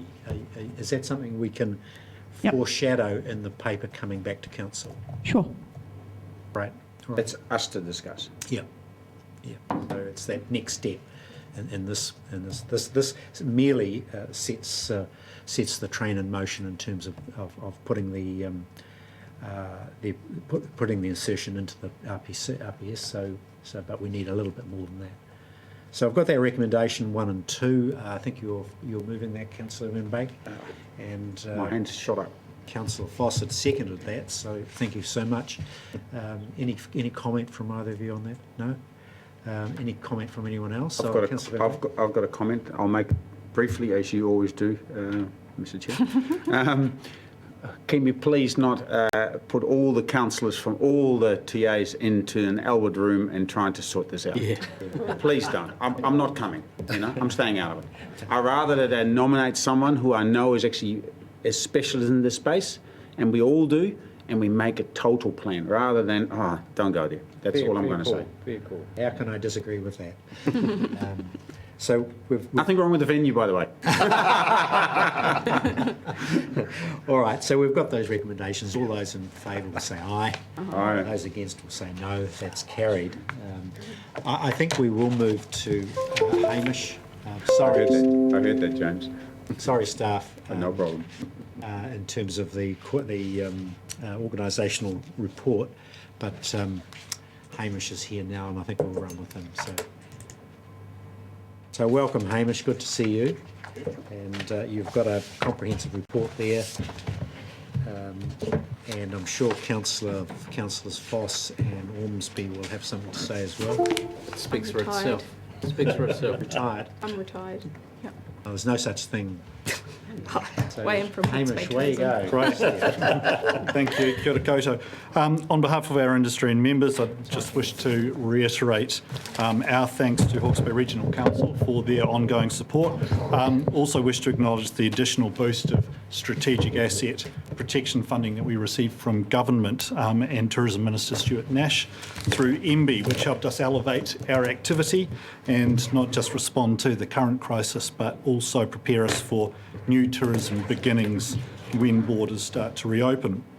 So, although this period was the most challenging for our visitor economy, that additional significant boost from an MB grant on the basis that our baseline funding remained constant allowed us to invest in marketing initiatives that resulted in a growth of market share as well as record visitor spend. So that was actually the highest that the region had ever experienced for every month, excluding February, because February 2020 had a great summer bumper cruise month, 2 Elton Johns, 1 Michael Bublé and an Art Deco festival.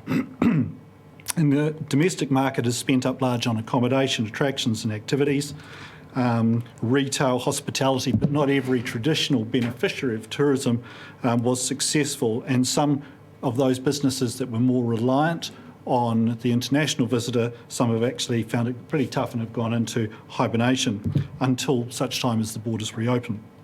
So you can imagine that with this being an annual report up until the end of June, that things have also changed over the last number of months.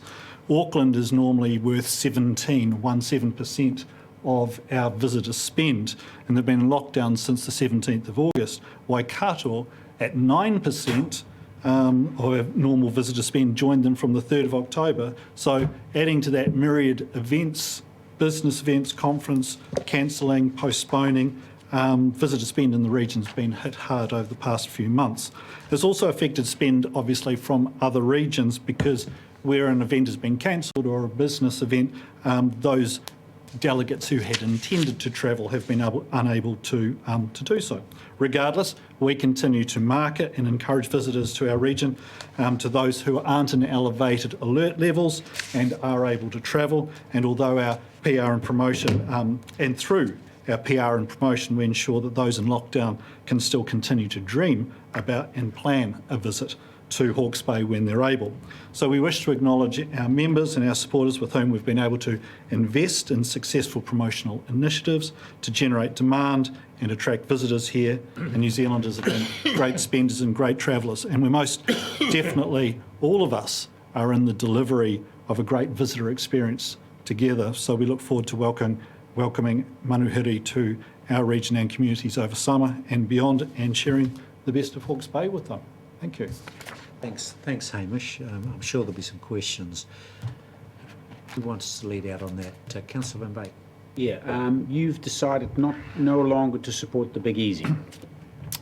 The Big Easy was a marketing initiative that was owned by Hawke's Bay Tourism. After 9 years, we believe the Big Easy achieved what it set out to achieve. But as a one-day event once a year, in some ways it probably perpetuated the concept that many riders are considering the Hawke's Bay Trails at the moment, that Hawke's Bay Trails can be consumed in under 4 hours. What we're really keen to do is actually ramp up the concept of Hawke's Bay Trails, Hawke's Bay as a cycling destination, as a year-round, everyday, but consumed as potentially a 4-day, 3-night journey. And that's what we're really keen to do. The Big Easy, I do think, achieved what it needed to do. It was unable to grow any further, and it had become a really much-loved, I think, community event.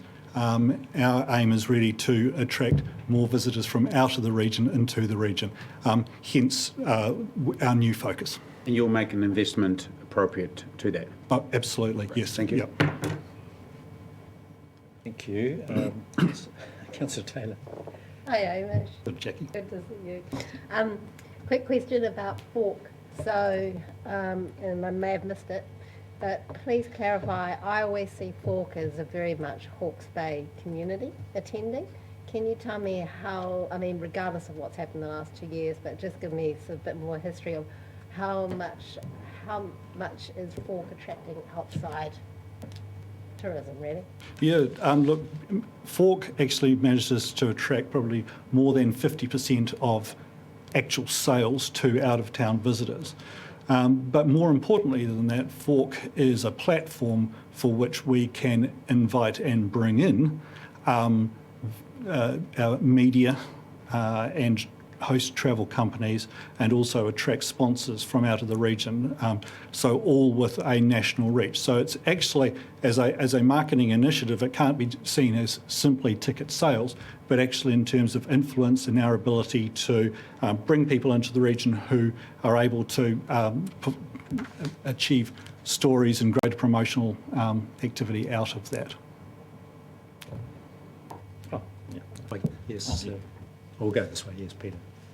I'm just, and I asked the previous time you come in, and it's just around your KPIs, and they've talked towards you choose also Māori tourism, and then Toro's obviously raised that question again with our Tai Whenua and our board members in regards to relation just that partnership with Māori, and then what are you doing to do it? Because I suppose you look at the KPI we brought up last time in the meeting, having meetings not a KPI, it's not a measure of delivery. And in a meeting with Nahiwi, that's fine, but I suppose just that deliverable for Māori and our members. And I've got a tourism business, so I work in that sector, but I have a little input with Hawke's Bay tourism, but do with Hawke's Bay Māori tourism.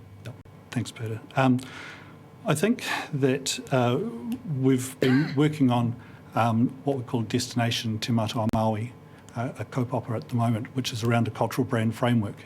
That's the working title, and we started creating that with our members, our Māori tourism members in the first instance, who encouraged us and supported us in the development of this mahi. So working with Carl Wixon, we are hoping to progress that, and we have reached out to Hawke's Bay Māori Tourism, and we hope to land a hui with them to share this as well, because we do see this very much as a partnership. In fact, the work that we're doing is actually something that is going to be the work ideally owned by mana whenua, and Tai Whenua have requested that we also involve Hawke's Bay Māori Tourism in this, and we are trying to broker a hui from our board with the board of Hawke's Bay Māori Tourism to enable that.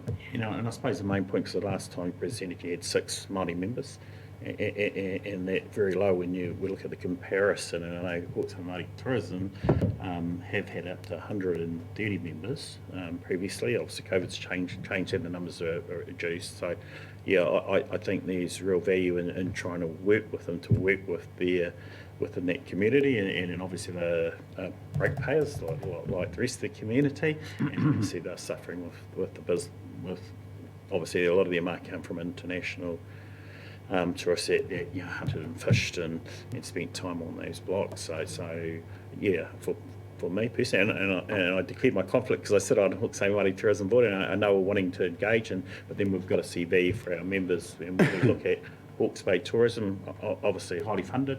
You look at Hawke's Bay Māori Tourism, not funded. We generate our income, and then we operate on it through our own board members and through our own initiative. And so if we said the same thing to Hawke's Bay Tourism, you should operate in that same climate with your own initiative. Then it shows an imbalance between the two. Especially when you get council funds, and we don't get any council funds. And we're ratepayers as well. Great points there, Peter. Councillor Foss. Thanks. Hamish, you mentioned all going swimmingly well, then Auckland locked down again. So I imagine some of the media push and spend you'd normally do for Auckland is kind of an abeyance or something, I guess. So is that the case? And are you looking, once Auckland has a bit more certainty that they can travel soon, are you looking to just spend what you hadn't spent so far or something to try and really double down and get Aucklanders down there here with their wallets? Yeah, look, it's a good question. Look, normally we do shoulder season promotion. Normally summer is reasonably busy here, so focusing on shoulder seasons of spring and autumn, and our spring marketing this year, we did have to focus on regions who were able to travel here, and therefore significantly reduce our any marketing in the Auckland region. Thankfully, through our promotions, which hopefully some of you will have seen, just newspaper stories in the travel sections, we were able to obviously still get into the hearts, minds, houses of Aucklanders and those from Waikato and Northland. Over summer, we're now also with Splash Planet not operating. We will be also just looking at how we still communicate to encourage families here over the summer season, those who may decide to have to look elsewhere or perhaps reduce their stay here. And we have been working very much with Air New Zealand on a campaign specifically to rebuild our Auckland Napier service, but that has been put off, unfortunately, by alert levels and lockdown. So, we are in many ways good to go when Auckland is good to go. Thanks, Hamish. Api, you've got... Thank you. Through you, Mr. Chair. So this question might fall within your gambit of operations and your thinking strategically. So you've indicated that as a result of fluctuating lockdowns, etc., you've had to change your strategy and provide a stronger focus on those regions that are reachable, but also particularly how, I assume, we might activate more within our own region. I'm just conscious that the shifting in lockdowns, the changing in demand and supply of currency coming in and out of our region, do you monitor or are you aware of any, because of those factors, which are all new factors for our economy and for our businesses, are you seeing any early indicators about some potentially concerning trends which might be beneficial to highlight to Council at this stage before we start getting into the thick of the mire around some of our economic activities or tourism focus, etc., etc. Did that question make sense? Yes and no. So I just want to clarify one thing, that our purpose is to attract people from out of the region into the region, and therefore we don't do a great deal of activity within the region. So we're excluding some of the work that we do with Central Hawke's Bay, whose market is largely within a 2 to 3 hour drive of Central Hawke's Bay, so that will include Hastings and Napier. We're not really talking to people within our region about travelling within our region. Pre-COVID, our board had chosen, supported the direction that our strategy would be to focus on our food and wine positioning first and foremost, and that we would focus on the Wellington region. And that's been a really, really great decision. The only indication or trend that we are seeing and I'm not sure this is going to answer your question, is the latent demand, or the very strong demand actually, to attend events. And given that, all things being equal, we have a lineup of great events over the next 3 to 4 months, we would hope that this will have a very positive impact upon the local economy. Supplementary from me? Supplementary? Very brief. Very brief. Well, I hope the answer is as brief for this. This should be a brief question, I hope.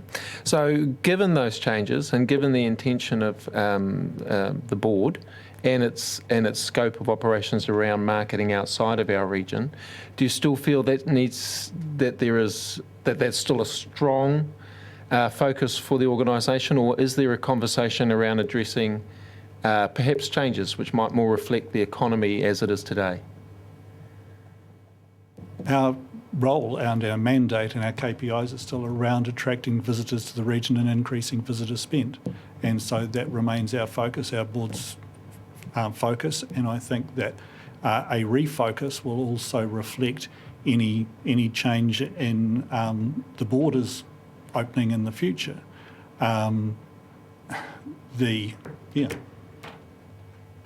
Well, thank you, Hamish. We've come to the end of our time, and thanks for coming to see us again. It's much appreciated. I think Councillor Foster was going to move that, receive that report. correctly. Were you not? Is that correct in that? You were. And someone else, Councillor Taylor, was going to second it, and neither of them want to speak. But anyway, Yeah, I just want to take the opportunity to thank George Hickton, the chair, and the other board members, yourself, Hamish. I learnt a lot being on the board.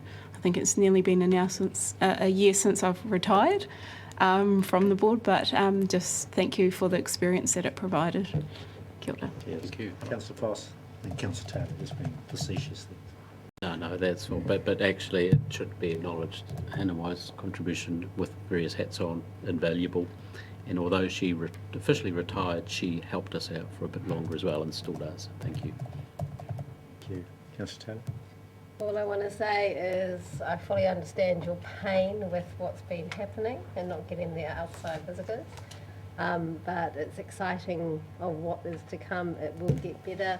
So hang in there with the marketing and good work. Very much. Thanks, Hamish. Good to see you. Thank you. Thank you.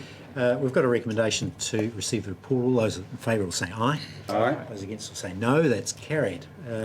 We've got 10 minutes, and that's all to conclude the meeting. So the rest of the commentary will be very, very brief. We've got the organisational performance report to consider. We've got public excluded minutes, etc. So before we start our workshops this afternoon, but so James, you're going to lead the charge on the performance report. Has everyone seen that? Had a good eyes on that? Beautiful. So, look, Chair. Second it. Happy to move, yeah. Taken as read. Can I just lunch? Sorry, James. An awful lot of work goes into producing this report for you. So just want to acknowledge the good work of the strategy and governance team in preparing this, as well as all of the team leaders and budget holders across the organisation that fill this in. Just draw your attention to the fact that, like most organisations, there are ongoing COVID-related challenges to delivery in a range of places, but that should be of no surprise. And just note pleasingly that our overall turnover in the organisation from staff has come down in the last quarter, and we are continuing to fill most of our vacancies. So it has been a difficult 18 months as the employee turnover graphs show, but that is getting back into something which we're a bit more comfortable with.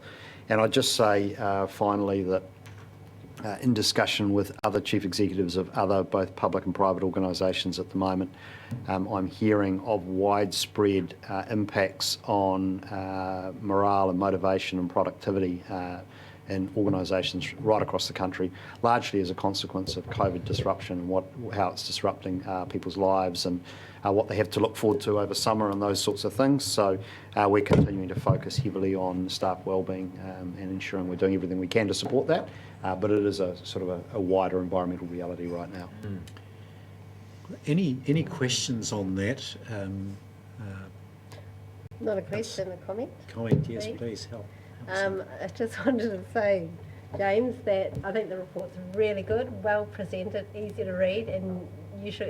A lot of work's gone into that, and you should consider it next year in the Plain English Awards, something like that. Thank you. Oh, it's a great report, yeah. It is a good report. I've just got a comment, a couple of questions for self, James, and it's to do with that people and capability section, which is good to see. I'm seeing offboarding there, and I don't know whether we push them overboard. Certainly not. Or whether there's waterboarding. Or Water was involved, yeah. The leadership numbers I see, and I think this is an extremely good initiative, identifying those leaders within the organisation and then running them through some special engagement with that group. And because it becomes more and more apparent, as you've commented, that the sector across the board, or employment across the board, is very tight. The specialists, we need are desperate. and we're needing to turn internally to our own resources to try and bridge the gap. Have you got any comment on what that looks like, that leadership initiative? So look, we focus on it both at the individual level and the collective level, and we bring our leaders together regularly for them to collaborate in things like internal policy development, our approach and philosophy to particular things like staff well-being, to share their challenges and issues, as well as the sort of more formal development programs that we have for each staff member. So look, there's a long list of initiatives we have in train, but we recognise that our people are our greatest asset, and our people are key to delivery, and the way in which they're led and supported, it's critical to getting the very best out of all of our people. So yeah, our leaders are absolutely a priority for our development program. Thanks, James. No other comments? Councillor May. Yeah, quick line. Sometimes people hold a hot potato and they might not even like potatoes. And I think we've got one of those, but got an opportunity. And the level of service measures, transport is really underperforming. We've taken on a new staff member, and I think we as a council got to try and actually really help you as a team to actually make that get a turnaround. And no doubt Councillor Martin Williams will be very supportive of that as well. We will be supportive of him. Thank you. Chair, I just comment. I mean, the point of having reporting measures is obviously to highlight areas of concern where we need to change our approach or refocus. So we sort of make no apologies for the fact that it's not all green traffic lights and everything's not fine. If we were having those, then we wouldn't be finding the pressure points and the issues in the business that need a focus. So I think the comment's right, and it is getting due attention from the Transport Committee as well as from the team. Alrighty, well, it doesn't look like a huge number of additional questions. Can we get a mover for this? Get those. You see how quick they went? Like twins. Councillor Barker and is the one without a haircut and the one with a haircut. That's right. Yeah, That's yeah. right. And Councillor Van Beek. Either of you gentlemen wish to speak? Well, Shaggy will say a couple of words. I'll just say that unfortunately the council gets pressed for time. In this report, we could have spent a long time delving over, no question about that. But on the upside, the report is really clear, well written, and reflects an outstanding lot of work. So staff should not take the lack of debate and questions as a lack of appreciation for the outstanding work and the quality of the report.